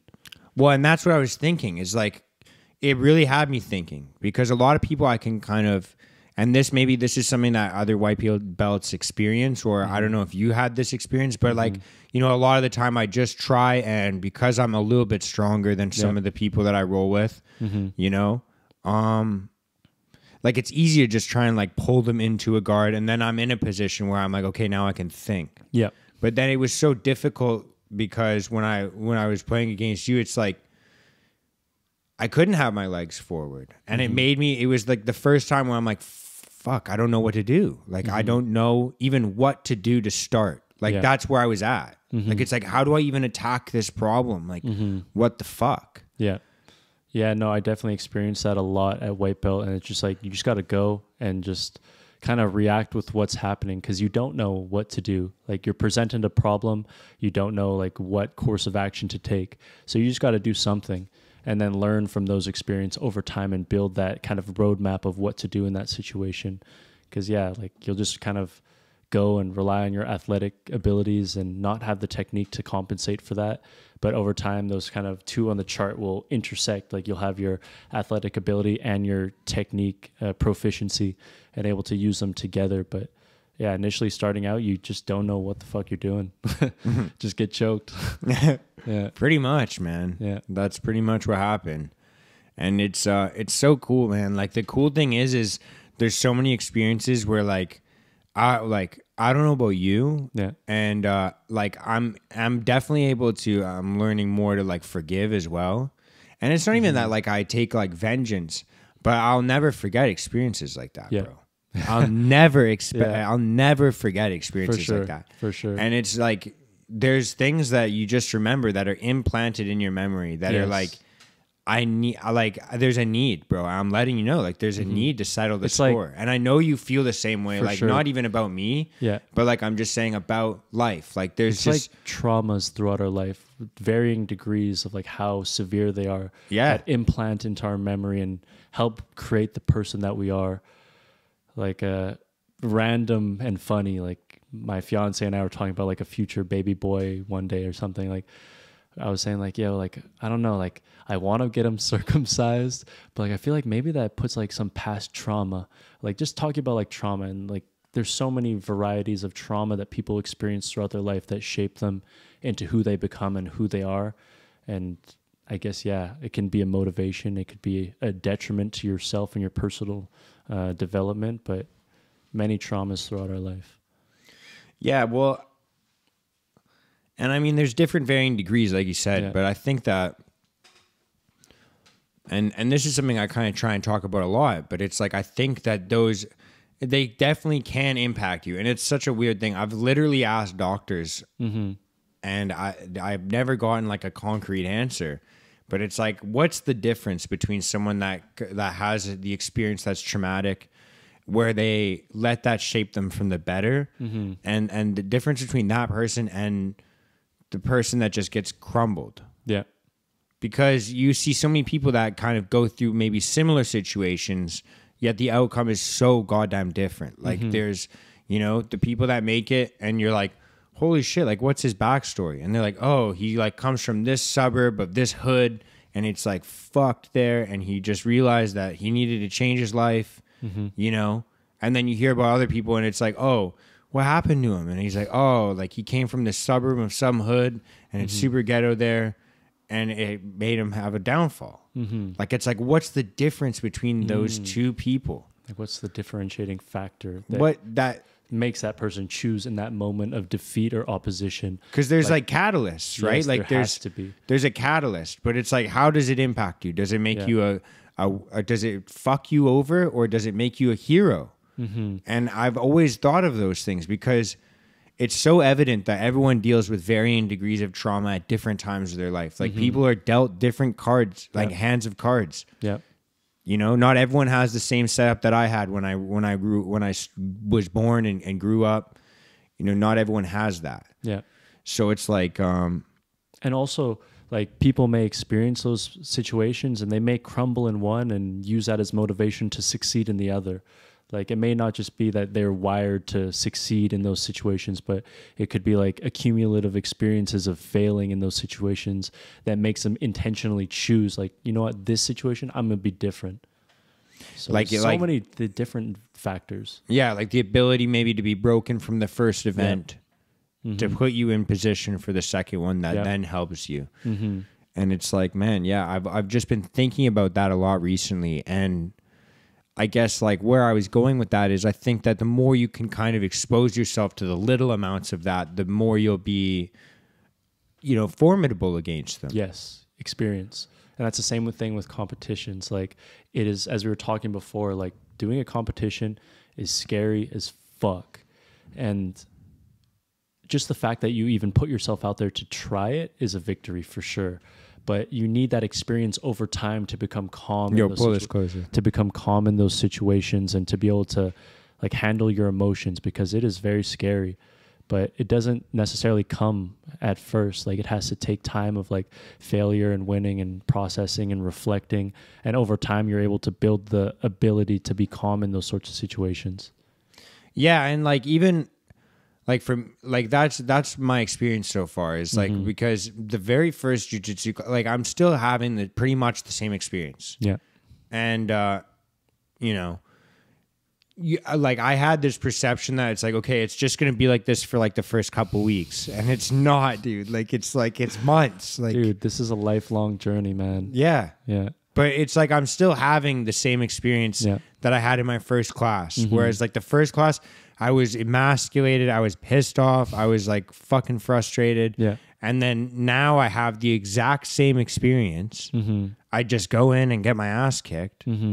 But then it's like, I don't leave feeling the same way. Like, I'm actually thankful. I'm like literally grateful for it. It's like, cool. I got to have this like humbling experience. You know, maybe I'm not number one. Maybe I have something to learn. You have something to strive towards. And maybe everyone has something to teach me. That's the other thing that I always think about when I go there is like every single person there today, aside from the 14-year-old doing a men's class, knows more than me. Yeah. Like, so for me, I'm like the youngest, like, not the youngest person there in age, but the youngest there in skill level. Like I'm the freshest. Yeah. So I'm like, everyone here has something to teach me. So shut the fuck up. Yeah, like, that's kind of like one of the biggest takeaways I've gotten from martial arts is like always be a student, no matter what you do, how far you get in a venture. Like everyone has something to teach you, whether it's a kid, whether it's an adult, whether it's a master or an apprentice. You can learn something from everyone. And like, I learned that in jiu-jitsu, and then like I brought it into my everyday life as well. And it takes like humbles the ego a bit to know that, to stop thinking you're better than other people. And like, you can learn everyone's unique and you can learn something from every single person on this planet. Yeah. I struggle a lot with, having the ability to, and this ties back to what we were saying before. Like I have a tough time. Like I write people off, you know, like if they can't view, because I think of myself as a good communicator. So I'm like, if you can't at least view where I'm coming from, like you don't even have to agree with me, but if you can't view where I'm coming from, then sometimes I just write that person off. And so for me, like that's my biggest thing is like understanding like, dude, there's things that people, you might fucking hate them. You might hate talking to them. Yeah. But there's something you can learn from them. For sure. Even if it's what not to do. Yeah. Oh, that's a very good point. Yeah, because I also struggle with that, writing people off sometimes. Like, there's no hope in this situation. Like, fuck it. But you're right. Even if it's like the situation of this is not what I want to do, or that's how I don't want to behave, or something like that. Like, there's always something to be learned from anyone. But hopefully it's like you learn something positive from someone for sure. Yeah. Yeah. Well, and it's, yeah, exactly. And it's only like when you have those moments where you can check your ego. Like there was like, you know, one of the guys that I was rolling with today, it's like, there was a point where I literally like was like, yo, can you run back and show me how you did that? Yeah. Cause that was fucking sweet. And I did not see it coming. And like, you know, the old Mark would have been like, yo, fuck that guy. Fuck that guy, bro. I am not rolling with him again. No, I would have been you want vengeance, dude. That's how I am. I'm always, that default mode is just Me too. Yo, fuck this motherfucker. Like, that's the I'm way. getting it back. But it was like, this is where I'm starting to experience like, yo, how'd you do that, man? I want us to win. I want to win, and I want to know how you did that. On, man. Yeah. It's like, hey, buddy. It's the Joe Biden. Come on, man. Come on, man. Come on, man. Yeah, no, I feel the same way. Like, as long as you keep it positive, I don't think there's much of a problem wanting to get it back in a positive way. Like knowing that, like they're your friend, there's someone who's better than you, but still wanting to work towards being able to beat them one day. It's because you hold them in such respect for what they've done to you that you want to become as good as them and then surpass them. Like, it doesn't necessarily always have to be a negative thing. It can still be a positive thing. It can be like a motivating factor and like coming from a place of admiration. Yeah, and I think of it as a way of like, it's like, okay, put it this way. You know, like when you meet someone and you don't really like know like how they think, and so the conversation's a little bit weird. It's kind of like you have a mask on, just kind of playing the politically correct kind of like whatever is nothing controversial, you know, like nothing, all surface level, not digging deep, you know. But yeah. But even if you like don't agree with someone, but you know about like everything that they're at, like you're fluent in that person. Like I know how to speak, you know, for the most part, like we're fluent with each other. Yeah. So when we talk, it's like we can make these little jokes that are subtle or whatever it is. And so that's how it feels with jiu-jitsu, is like I want to be fluent enough to experience it the way that they're experiencing it. Does that make sense? Like that's the way I view it. It does. Because when I like say like when I want to roll with someone that's a higher level and I want to be serious about it. Like and I see them rolling and I'm like, I don't experience that. Like what I experience when I do this is different than that. Yeah. Yeah. And I want that. Like it's like when you want to learn a language and you know how to say like a few sentences and then you see someone speaking it elegantly and you're like, I want that fluency in it. Yeah, but that jiu-jitsu, languages, any skill you could possibly work towards, it's all consistency over time, repetition over time. Because you could have the motivation to do it hard for like a week, but you need to be able to do it even when you don't want to do it over a long period of time, so it ingrains into who you are and knowing how to do it. Like once again, like what you were saying closer to the beginning of the podcast about doing it without thinking or just being reactionary in like a good way though. And just repetition over time. Yeah, and it's just, I guess it's something that especially martial arts, like it's just something that it's and the most uncomfortable thing about it is knowing that there's no real talent or natural ability that can carry you all the way. 100%. And I think that's a great thing though. You know, it's the only sport I've ever, if you want to consider it a sport, it's the only sport I've ever been in where it's felt that way. Me too. And it's like, no matter what your body type is, like what your life experiences are, like as long as you work hard and work consistently, you can succeed in great ways. And you learn the way your body moves and the way you react to certain things. And no matter what your athletic ability is, if you put that consistency over time, like you will be successful. Yeah. And it seems fair that way. That's the cool thing about it, is it seems fair that way. It's like you could have, in any other sport, you could be just like a super athlete and it could take you to where you want to go. But here, your athleticism will take you to a certain point, but eventually you'll face someone who's just far more technical than you. And they could be like far less of an athlete. You could play any other sport, you could whoop their ass. But when it comes to this, you have to have consistency over time and be technical. Yeah, 100%. Like there's people like that, go from sport to sport and they maybe don't succeed in their sport and they go to another one and they're highly successful. But there's no way to do that in martial arts. Like I feel like any martial art. Like I feel like there's just literally no way to do it. Like there's guys in and I'm sure you experienced this when you first started, you kind of spoke about it. It's like there's guys that I look at in my gym where if you lined us up on the street, 9 times out of 10, someone would be like, you could beat that guy up. It's crazy. And there's not a guy, I don't think there's a single person in my gym that I would be able to take care of easily. I'll say that. Yeah. Even though I'm probably bigger than them or stronger than them, or if they're stronger than me, maybe my conditioning's better. Like I ran a marathon 2 months ago. Beautiful. Right? Like so like I pride myself in like I'm pretty good at most things. I'm pretty strong.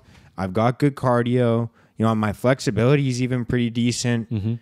But this thing I can't fucking crack. That's how it feels. Like it's like there's no way to get better at it other than just doing it. Just doing the It doesn't matter how strong I am, how fast I am, how good I am at balancing, how flexible I am, how smart, how much I read, how much I watch jiu-jitsu.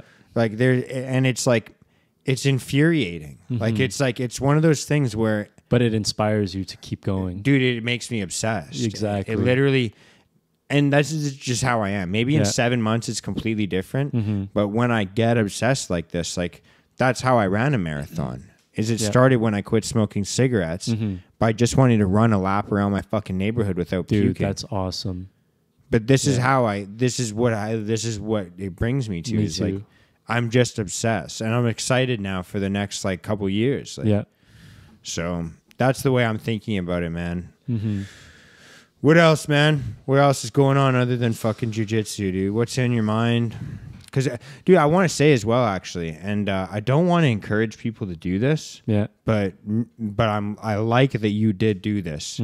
But I actually don't frequently have people that ask to be on. I usually actually that's a deterrent. Interesting. But I've been wanting to ask you to be on for a while. So when you did, I was like, yo, it's the universe. Like he's like, it's like same wavelength. Yeah. And because that's the other thing is sometimes I get, and I like that people, like if you reach out and I fuck with you or you're a homie, or I like if you got a cool story to share, then like, fucking reach out to me, dude. If you're one of my homies, like reach out to me. Like don't fucking hesitate. But like, just sometimes I've had like the random person reach out and I'm like, I don't even know who you are, or like, what the fuck? Why would I have, like, dude, you're not coming. Because the other thing is like, I don't have a studio. You're in my home. Yes, sir. So like, you gotta be like a friend. Like we gotta be friends. Like, but it was just interesting. Like how I was like, I wonder what he's like down to talk to. Like I wonder, because I'm down to talk about anything. But I was like kind of curious. Like I was like, what made you kind of want to chat or share your opinions or share your views? Like, yeah, I just knew like we're similar minded on a lot of issues in our current world, like with everything going on. But going back to the reason why I asked you, like one of my main kind of life tenets, I think it's like a Wayne Gretzky quote or something, just like you miss 100% of the shots that you don't take. So I've been trying to be more intentional once again to put myself into opportunities and situations, even if it's scary, even if I will fail. Like at least I tried. I can be proud that I tried. I asked. The worst I could say is no, type of thing.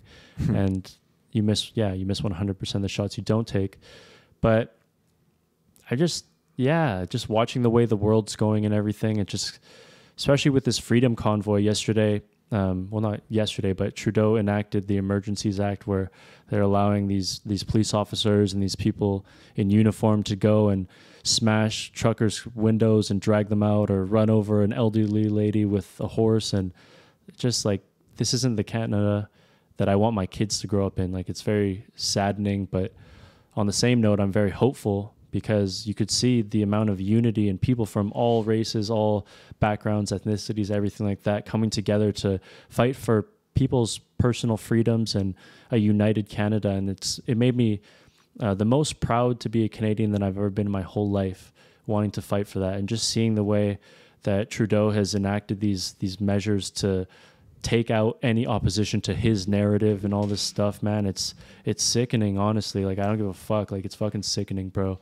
And I want my children and their children and all of our children and future generations to have a society and a world that they live in where they can make their own choices. They can listen to whatever information they want to listen to, make up their minds on their own without being forced to go one way or the other. Every individual should have the ability to be their own individual, sovereign of their mind, body, and spirit, to be able, no matter what, like, you want to get vaccinated, get vaccinated. You don't, you don't. You want to go, whatever the fuck you want to do, man. Everyone should be able to do their own thing, as long as you're not hurting other people, as long as you're not like a fucking criminal. Like, you should be able to do whatever you want to do. And just the way that society's going and being forced into doing things, being coerced into doing things, that's not fucking right. That doesn't stand with me and doesn't stand with the vision that I hope for humanity. Like, it just, this is a relatively new thing. It's been like almost 3 years now, right? But prior to that, we were all like, sure, there's obviously always going to be disagreements, but you're able to make your own choices. You're able to work hard and achieve your goals and put in the work, do all these things. But nowadays it's becoming less and less like you're forced into things that you don't want to do. And segregating society into they and them, and putting, once again, media narrative, putting people against each other on these divisive issues. And yeah. No, dude, I feel you. And I like that you're willing to voice those things, because, like, man, it's I don't even know how these things became controversial. Mm-hmm. It's so fucked. Yeah. Because literally 3 years ago, I thought everyone was pro-choice. Me too. That's what they said, right? And I'm just like, yo, you know, and there's certain comedians that have been doing a really good job recently. Like Chris D'Elia's got this one thing going on right now where he's like joking about like, they're pushing me right. Like they're pushing me right. Yeah.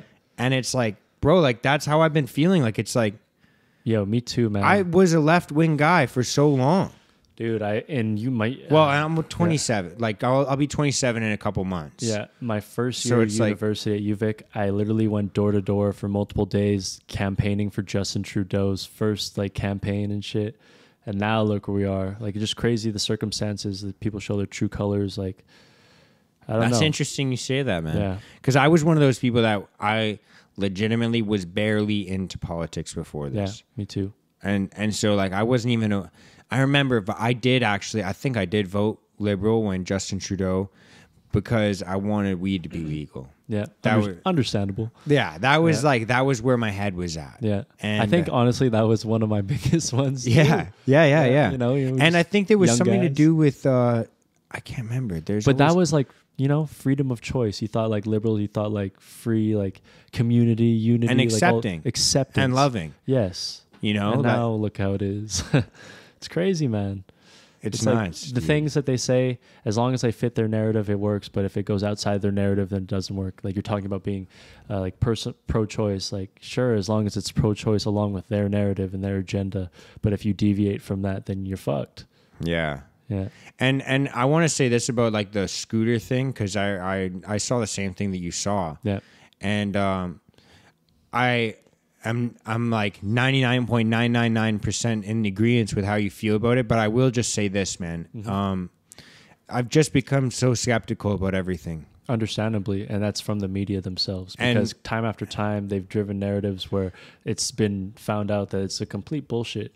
And no matter what you see these days, it's hard to just accept it at face value, whether it's from someone you believe in personally or from like the opposition, like anything you see. I'm just saying this because now it's February 19th and that video came out last night. Oh, good point. So I'm just saying that by the time this airs, it's going to be like a week or two from now. Mm-hmm. And I just want to say that for any, like, just no matter what happens, if that is the truth and that is exactly what happened, it's fucking disgusting.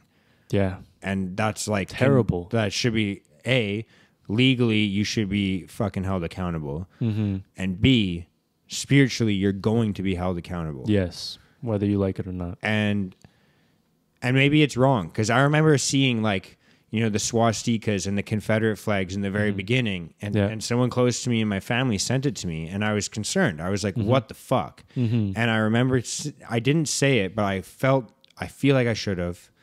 And one of the things I was thinking at the time was, that's fucked, and I don't know how to reply to this, but I just want to wait. Yep, good point. Because patience. I don't know what's happening. And this is something that I talked about this morning on my call, my group call that I had. And it's like, look, like I'm at the point where unless you're willing to go and make certain actions that are going to be catalyst behaviors, like knowing about every single little thing that happens, A, you're not even getting the truth, but B, it's like, you think that's doing you good? Mm-hmm. Like it's distracting you from actually loving the people in your life. 100%, bro. And just like drives people apart so much. Like a lot of times I take long breaks from Instagram because I start to have that realization like, hey, it's making me polarized against like the other, whether I realize it at the time or not. Yes. But the algorithm does its fucking job. It shows you what outrages you. It shows you the things that you want to see, and it just polarizes you. Like, and once again, outrage gets clicks. Thank you, sir. So I don't know, like there are pros and cons to social media, but they are intentionally trying to outrage you for sure. And thank you. And it's so easy. It's so easy to be outraged, man. Especially like, I want to say young men, but bro, it's young people. I feel like actually no, it's fucking everybody. Everyone. It's not even, I was gonna say Everyone, young bro. people, but it's not even young people. Yeah, I could definitely see like the thought process you had there, like young men, yeah. Oh wait, young people, yeah. Everyone. Yeah, I totally agree. I was like trying to run it through a process of Yeah. elimination. I viewed it first through my lens, and then I broadened it a bit, and then even further. I was like, wait, no, every It's everyone, motherfucker, bro. I see dude. fucking like grandparents talking shit. Bro, I've had like some of my close friends had Yeah. to have Christmas at like my parents' place because Yeah. they weren't allowed to go and see their family. Jeez. That's unfortunate. That's sad. It's fucking brutal, man. Mm-hmm. Yeah, that's fucked up. And like, I've also had family members like kind of unfollow, disassociate themselves, and it's like, man, without even like having a conversation, just because of like things I posted and stuff. Like, once again, people are so like emotionally attached to the things that if you even bring up like a conversation, they'll get so emotionally triggered that they want nothing to do with it and want nothing to do with you. But people should have the ability to talk to someone they completely disagree with and still have like a civil conversation, you know? Empathy. And I find that when I encounter those things, because I've had conversations, I've had family members that write me off, and so be it. Like it's So be it. Yes, whatever. I kind of think like if you're willing to not talk to me because we disagree about anything, then that's weird. I view that as like what? Yeah, bro. Like, But, damn. But I've even had, you know, people in my family that I respect, I love, like, you know, and they disagree with me, and we've had the conversations, and there's two types of conversations. There's telling someone what you view as facts, and then there's asking people why they think the way they think. Good point. And I've never had a bad interaction asking someone, why do you feel that way? Why do you think that? Because most of the time, like we were saying earlier, you can find some sort of common ground. Or if you were to think like, if you were to have the conversation of like, why do you think this? Why do you think that? Well, why is that important to you? Yeah. How come you think that way? You can usually get to a point where you understand each other well enough that you could ask someone, could you understand why I might feel this way? And Relationships. and like once they understand, like, hey, I get why you feel that way, then it's like, yo, we can just move on then. Exactly. Who gives a fuck? Yeah, Like, okay, I get your point. You get my point? Okay, we're good. yeah, like Yeah. maybe we had different experiences. Like there's certain people that I talk to, like, where it's like, dude, I get why you're this afraid. I get it. And I've been that scared of certain things in my life, and maybe it's justified, maybe it's not, but I know what it's like to feel that way. 100%. And just like putting yourself, easier said than done though, it's another thing that you need to intentionally practice, but putting yourself, like someone you disagree with, putting yourself into their shoes and just like viewing it from their perspective to understand like more of their thought patterns and reasonings and stuff like that. But you're saying like how you never had a bad experience from talking to people and asking them like why they feel the way they do. For the most part, yeah, I haven't had any, but except for at that freedom convoy when I asked the guy, like, hey, like, why do you disagree with this? And yeah, basically told me to go fuck myself. But for the most part, yeah, I've never had that either. Yeah, I mean, it's so funny, man. But most of the time, yeah, I've had a couple good experiences and I've had a couple poor experiences. But I'm just also, I feel like I have a lot of social interactions in general, just because I'm always around different types of people, from like working in construction to having a podcast or going to the gym all the time. Like I'm just conditioned to, I guess, not really say not really miss, because I always, like, people know where I stand on all these things. Yeah. But I try my best to conduct myself in a way like, it's like, look, I just want you to be happy, but I'm just gonna do where I'm gonna operate within my own boundaries. Like I have my own. That's the fucking thing, man. Like I want to I will and I do respect your business, your thoughts, your things, and let me respect mine. You know, like you do you, I'll do me. But a lot of times people won't let you do you in this political time or this time. Like they don't let you just be yourself. They don't let you just make your own choices. They get offended or they get outraged that you didn't do what they did or you're not doing what they're doing. And it's weird. People should be able to disagree or not. Like, okay, yeah, that's your life. You you're free. I'm not the controller of you. You should be able to do what you want. If we disagree, I'll do what I want. That's fine. We can still be friends. But like so many people these days just like aren't okay with that. Whereas they used to be like 3 years ago. Like, sure, we may disagree, but it's your life, and I'm going to live my life my way. You know what I mean? Like, people get offended if you're not living the way that you're told to be lived. Yeah. And I mean, like, that's the thing that I've always, like, kind of... I mean, like, if you were to take any other views... Mm-hmm. Like, was it always this divided? Like, think about, like, when you're in high school, maybe, or whenever you were first exposed to it, I don't know. But, like, think about, like, smoking weed. Mm-hmm. And, like, there was the odd, maybe, like, if you had 10 friends, there's, like, the odd one or two that are like, if you smoke weed, I'm not hanging out with you. Fuck you. You know what I mean? Yeah. But definitely. most people in the friend group, like, 8 out of 10, were like... I either smoke it as well or I don't, and I don't care that you do. Like, it was always like, there was never, I feel like, any other thing exactly that was like so divisive. Yeah. Or like, and I guess maybe this is because we grew up in Vancouver here, like, you know, sexuality was kind of the same thing. Like, when someone came out as gay, like, it was like, yeah, okay, we don't care. Like, it's normal. It's life, like, bro. whatever, do you?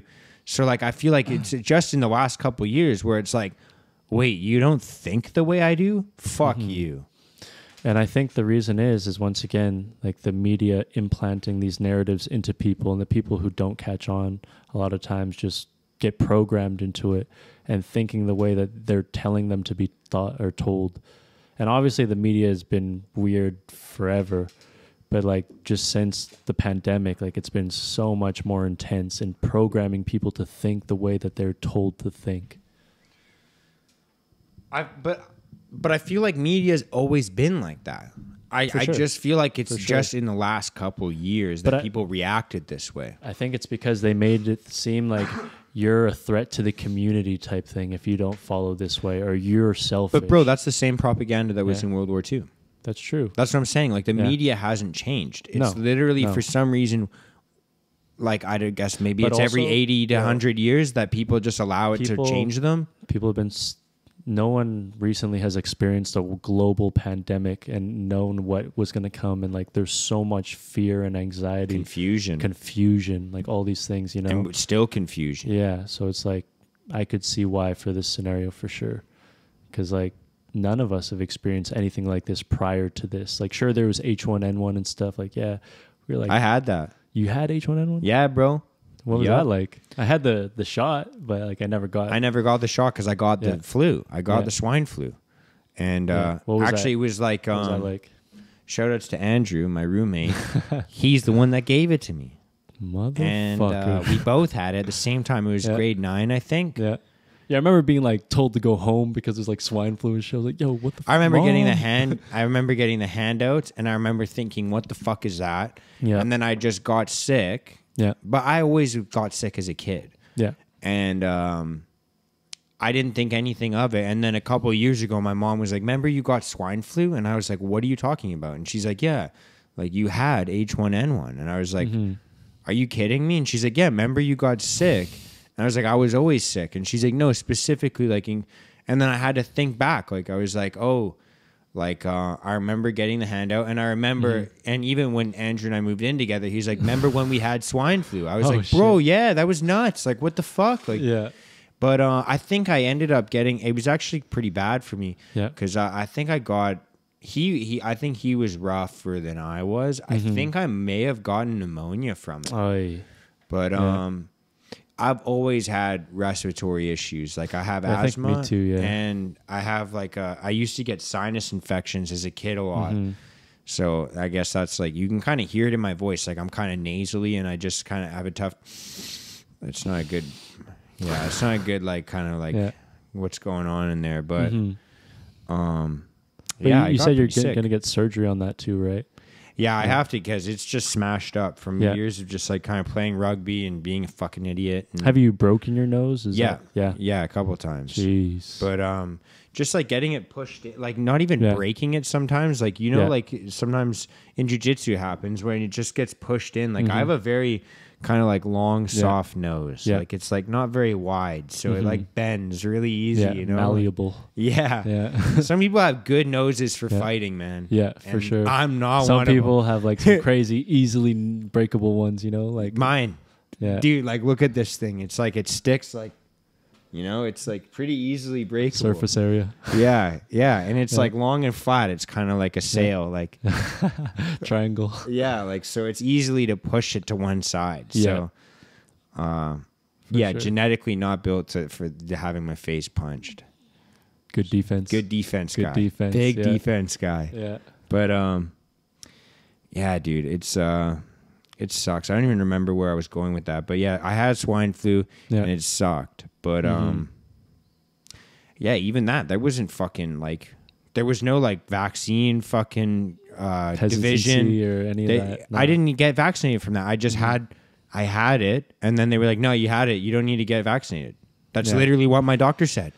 Like people would follow normal science that we've been following for so long, you know, like we have an immune system. Like there's not just one blanket fix for all the issues, you know, like there's many different avenues you can choose, but they're just trying to, the tide's kind of turning on the narrative, but for the most part, they've been just forcing one solution to a large problem instead of exploring other solutions or allowing like a freedom of choice to choose what sort of solutions, you know, or even people who don't even need a solution. But maybe it's because I remember with H1N1, it wasn't like such crazy media to force and mandate the vaccine on that, right? I got the vaccine, but this is very strange, very unique. It's and it's weird, and it's the first time I've been like, what the fuck? Because I've got every other vaccine. Like, bro, I put a nail through my hand last year, and I got a tetanus shot. Yeah. I went to Jamaica. I got like, you know, a couple shots when I went to travel. Like, I have all my regular shots, right? Like, and it's just like, I've never experienced this before, and I just feel like there's no other time where you'd be so divisive about a medical procedure. Like I think of it this way, like put it this way. Nobody, I think, in the right mind, and correct me if I'm wrong, would be okay if a school said you need to put your ADHD kid on Adderall or he's not coming to school. Yeah, it's kind of fucked up. I don't think anyone, like if your kid, if you grew up on Adderall or Ritalin or whatever, Concerta, whatever fucking drug you take, I'm not shaming you. I'm just saying, if a school were to say your ADHD kid can't come without that, that would be outraged. There would be no way that would happen. No way. If someone was like, yo, your kid that seems a little anxious has to come on anti-anxieties because he's wigging out. Or like you're the kid that's suffering from depression. Imagine like a school being like, yo, you can't come to school unless you take it. Like there's no other way. This is the only time where this is kind of happening. And it's been like, accepted. We could be... we've been okay with it. A lot of people have, not everyone. But we could speculate on what the reasons are forever. But one thing that is completely obvious, and it should be obvious to everyone, there's a reason why they're trying to force this on people. Whether it's financial, like incentive, or whatever you want to think, there is a reason why they're mandating this on everyone. And this happens I don't remember any time where this has happened before. So there's, no matter what you think, they want everyone to take it for some reason. And I don't think it's just for everyone's health and safety. I think it's very obvious that, and this is the thing I don't get. And this is the thing that I talk to people about all the time is, and you kind of talked about it earlier. It's like, all right, let's isolate the problems that you care about in the world, and let's isolate the problems that I care about in the world. And no matter what, if you turn the news off or the TV or whatever, we have the same enemy. Yep, for sure. Like the same people that and I'm not trying to make like a blanket statement and say that like everyone that thinks one thing thinks everything. I'm saying my pattern recognition has allowed me to view that the same people, hunter-gatherers, the same people that kind of are in favor of, you know, having these restrictions around, having these mandates, having these passports. The same people are the same people that if you were to ask them who is the problem in society, they'd say the government is, you know, nationalist, fucking, they support, you know, white supremacy, that all the cops are evil, like fuck the man. And then you ask the people that are like not in favor of the restrictions, and you're like, who's the enemy? And they're like, the government and the people controlling the government. Like, it's like we're all seeing the same thing, right? Yes, 100%. Like we're all seeing who's fucking us all, right? Like, it's like there's just like a thin wall between us that if it was just lifted, we would be on the same we side. both look over and like red dots on us, like done. You said too much. Yeah. But it's like, bro, like it's like serious, for real. If you actually sit, and that's why I say, when you sit down and you ask someone, why do you think this? Why do you think that? Who's the enemy? What's the problem? There is the odd person that's like, it's the fucking liberals. Or they're like, it's the fucking conservatives. But 9 times out of 10, someone's going to be like, yo, the government's fucked. Yes, and fucking everyone. us. Left wing, right wing. Like if you look in the 60s to 70s, like the flower power, anti-war, anti-Vietnam movements, all the LSD movements, like shout out Muhammad Ali, not going to jail for not fighting the Vietnam War. Yeah. All these people that were left leaning were saying fuck the man. Right? And anyone right leaning is like fuck the man, because that's what right leaning is like don't fucking tax me, leave me the fuck alone, and let me say whatever I want, do whatever I want. They want like less control. So I feel like everyone's aligned with fuck the man. Well, it's just strange how it kind of goes back to like how we were both liberal and shit, but it's like nowadays conservatives have kind of switched to more like traditional liberalism, and liberals or Democrats have shifted more to like fascism. And it's like, I think there's fascism on all sides, to be fair. Okay. But I do agree with you because it's pushed me to be more in favor of people that are on the conservative side. And there's snakes and rats all over the place. That's why it's better to just look at individuals instead of just aligning with one party like a blanket. That's what I was going to say. Because there's good and bad on both, you know? Exactly. And there's evil in both. Yeah. Snakes. That's what I was gonna say, because half the fucking right wing guys are like fucking anti-gay marriage, for sure, and like and anti-weed, and like all these things. Exactly, right. And I don't fuck with any of that either. No, like that's the thing I was saying earlier. Is like I'm equality and freedom across the board. Like I'm about this. Like, yo, you want to fucking marry someone of the same gender? You want to change your gender? You want to do whatever the fuck you want? I will speak to you respectfully. Yeah. I will love you. I will want the best for you. I want you to survive. I want your kids to survive. I want you to be happy. Yeah. And I just want the same opportunity. Exactly. That's where I'm at, right? Like, and so like, I don't even like aligning with right-wing people because they fucking have their own hatreds. Yeah. It's just, people are just selective with what hatred they have. They pick and choose like, oh, I'm accepting except for this. Yeah. Yeah. And it's just like that bias that we allow ourselves to turn a blind eye to people who we like or look up to who do bad things too. We're like, oh, yeah, this is whatever. And we just kind of focus on the good things. But with any person, with any group, there's good and evil on both sides, good and bad. And it's just like you need to be able to select those things and pick up those things and be aware of those things. Yeah, and it's so difficult, man, because I mean, in hopes that we don't go in circles here, it's like, man, I just feel like we just need to have like tolerance, like and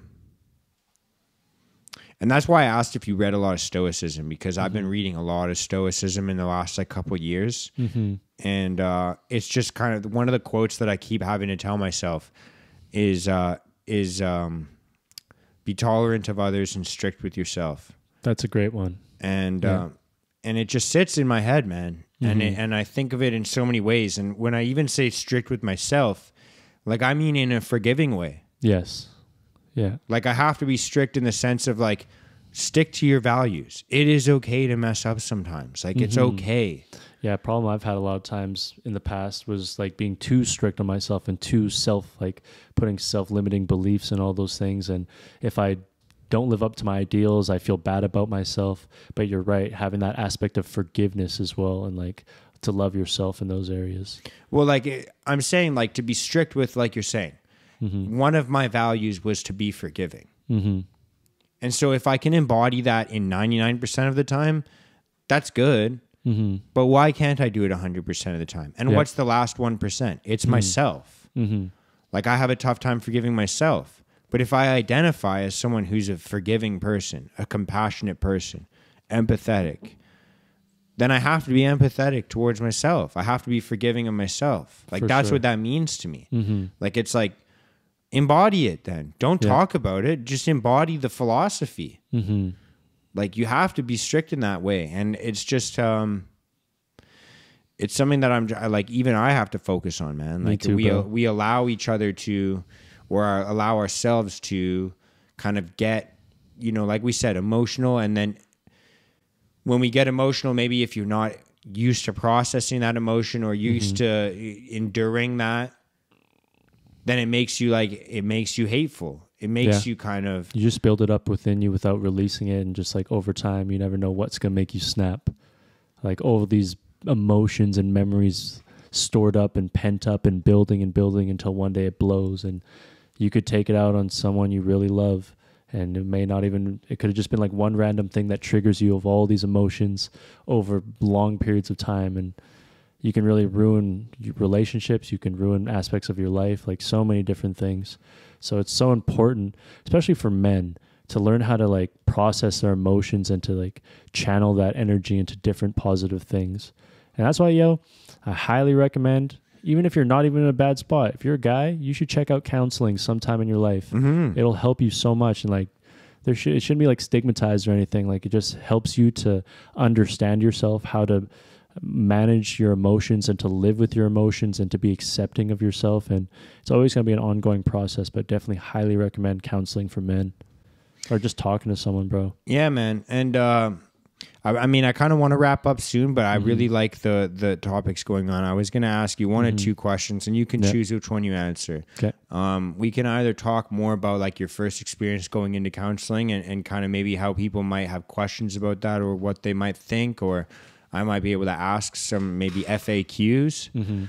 Or I also want to ask you as well about like where you see the world going. And you can kind of pick whichever one you want to answer.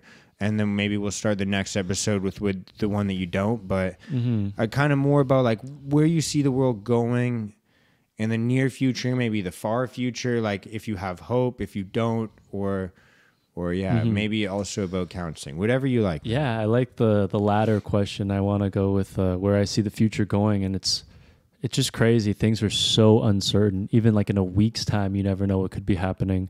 But for a long time during all of this, I've had like a lack of hope. Like I felt like the minority trying to spread truth to other people or like help people to see the lies and deception.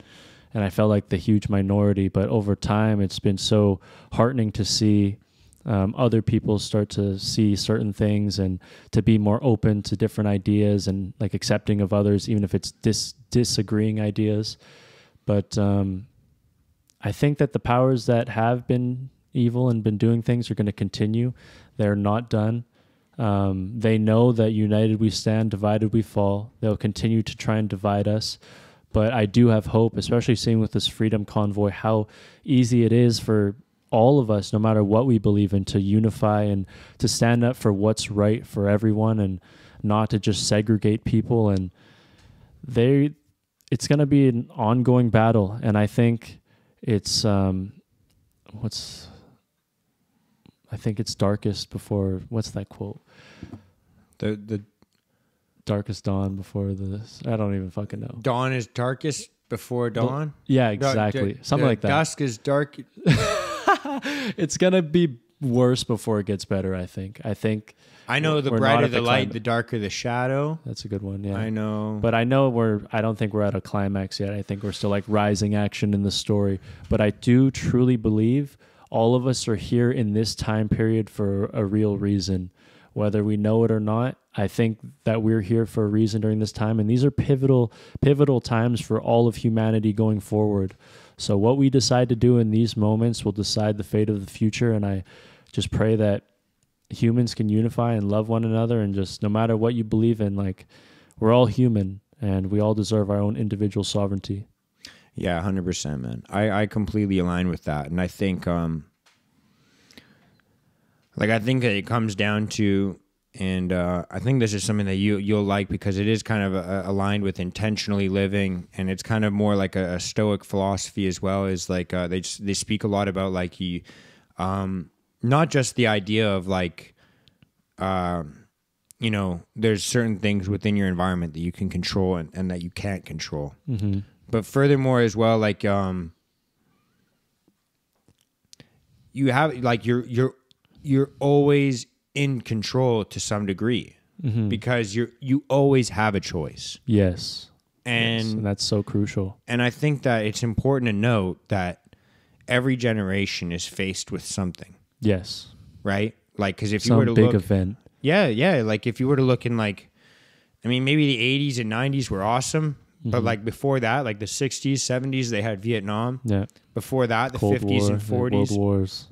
Yeah, they had Cold Wars, World Wars, Great Depressions, different genocides.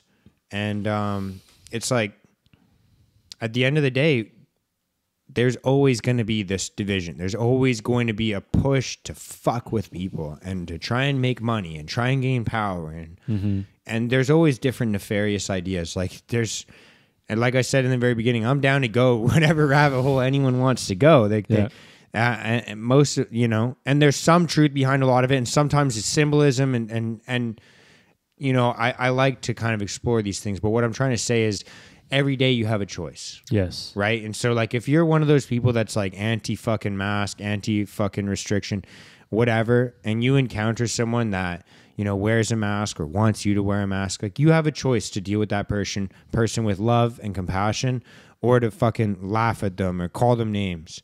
And like if you're on the other side of that, like when you encounter someone that comes in and maybe they have a medical exemption or maybe they have anything, like I'm not talking about the reasons why I'm not fucking wearing a mask because in my eyes, it's nobody else's fucking business. Like if you're sitting there wondering, if you really fucking care about why I feel the way I feel, then we can have shoot me a fucking message and we can have a discussion about it. But like the thing is, I'm trying to say is when you encounter someone and they have a different view than you, that's their choice. Like, well, not only that, but you have a choice based on how you react. Yeah. Right? Like the idea or excuse of I'm just doing my job. Like that's, I've never heard someone do something good and say that. No. Facts. And like you think back to any time in history when there was segregation or anything that's fucked. Like think about every bus driver that pushed people that were minorities, specifically like black people, to the back of the bus. Every single one of them had a choice every single day to act like a noble person or to be a fucking racist. Yeah. And that's a choice every day. And everyone at all times is faced with that choice of how are you going to react to people around you? How are you going to act with love? Are you going to act with compassion? Are you going to act with patience? Are you going to act with tolerance? Are you going to act, how are you going to behave? And I think that a lot of us are fucking up, man, myself included. Like myself included. And it's like understanding that you have that choice. Yep. And something that everyone can do to help them to be better in those situations of taking the time to pause, reflect, and make a choice, definitely try and meditate. Meditating will help you to be more accustomed to those situations and to be able to pause and feel your breath, and then instead of reacting, to reflect and then choose what you want to do, choose how you want to react instead of just reacting without a second thought. Bro, when I think about mindfulness, I think of journaling and meditation. And I am much better at journaling than I am at meditation. But listening to the way that you speak, and I don't know if you had to practice this, it makes me want to meditate more. Dude, because I know that you feel the same way that I do, but the way that you're presenting yourself is completely different than the way I'm presenting myself. And I'm not trying to change the person I am. We're both individuals. But I want to achieve... I guess maybe not the same calmness, but I just want to be able to process this emotion in a way that I'm not yelling. For sure. And you know what I mean? Like, and it's like, I get it, man. Like I'm good at journaling and I think of myself as a mindful person, but this conversation has motivated me subconsciously that I need to prioritize meditation more. It's like sometimes it's like such a chore. Like, oh, like I don't want to sit down and close my eyes. And I just all feel these pressed things. for time all the Yeah. time. Yeah. Well, you could even just do, taking like, 5 minutes. I know what you're about to I say. was gonna say even 5 minutes, Bro, I'm one of those Yeah. people where like 5 minutes seems Yeah. like gold to me. for sure. Like I'm one of those people where I'm like, yo, let's go, productivity. go. And like it doesn't, it's not that I have to be doing something. It's just like, actually that's it. Yeah. Is I have to be doing something. It doesn't have to be something ADHD. that makes me money. It doesn't Yeah. have to be something that, you know, like it's just, I have to be doing something. Yeah, I'm the exact same way. Like diagnosed for ADHD. Like I was prescribed Vyvanse and all that shit. I don't do any of those, but yeah, I always have to be doing something. And through meditation, it's helped me to learn to just be calm with just sitting and being in my environment. Because like I'm going to meditate tonight, fiddling man. my hands, like moving my foot, like playing with something, being stimulated by something. But sometimes, like even like every day or like every other day, if I remember to do it, I'll just like set an alarm for 30 minutes and put my phone away, like not look at any screens, not even read a book, like nothing. Just like walk around, maybe eat some food, like just no stimulation. Yeah. I mean, I do go for like, well, that's the thing. I was going to say I go for walks or runs in the morning, but I'm always listening to something. Me like too. there's Or, always dude, an external. bringing your phone to the bathroom, like you do that, I do that. Like Yeah, dude. it's bad. Yeah. It's bad. These things suck us in so much. Or the other rule I'm trying to have now is not to look at my phone in my bedroom That's a great one. Just get your body ready to go to sleep naturally, you know? or in the morning. Yeah. Just in the bedroom, I don't want to look at my phone. If I want to get up and move out of the bedroom, then look at my phone, it's fine. Then just get up. Yeah. Like that's okay. But not just laying in bed. Linger. Just, Yeah. lingering. Good. That's a good one. Yeah. Like it's I try just- not to do that too, but like obviously sometimes you do it. Yeah, bro. It's brutal. And that's the thing is like same with meditation. It's like something that you have to add, like actually. Yes. And every other way. I was talking, it's so funny. I was talking about like ways that it's easy to be disciplined. Like last week with someone like, and it's just like, there's certain ways that it's like easy to be disciplined. Like say like with exercise or what time I wake up in the morning, like those are easy things for me to be disciplined at. But there's other things that I just, I write off as unimportant. Same here. And that's meditation for me. So I'm making that promise, man. I'm gonna Beautiful. meditate. Yo, what up, bro? What's up? Andrew just got home. For everyone that listened to last week's episode, as same guest, but that's a perfect way to wrap it up, man. For I sure. think that's a fucking wicked conversation. And bro, thanks for having it with me, Thanks for having me, brother. and thanks for the rules today. Yes. And bro, like I love this conversation. But if you want to share a little message for everybody else, or you want to make any shout outs, or Not any shout outs or anything, or plug your Instagram. You can plug your sure. Instagram. You can follow me on Instagram at West Asian Warlord, one word. But yeah, man, just be able to have conversations with people you don't agree with. And just even if you never come to a conclusion on something you agree with, the fact that you're able to discuss these things with someone else and understand someone else's perspective will help bring humanity together in the long run. And it's something that we can all work towards doing better. So, oos. Os. I love it. Much love. Peace out. Peace. Thank you so much, bro. Thank you.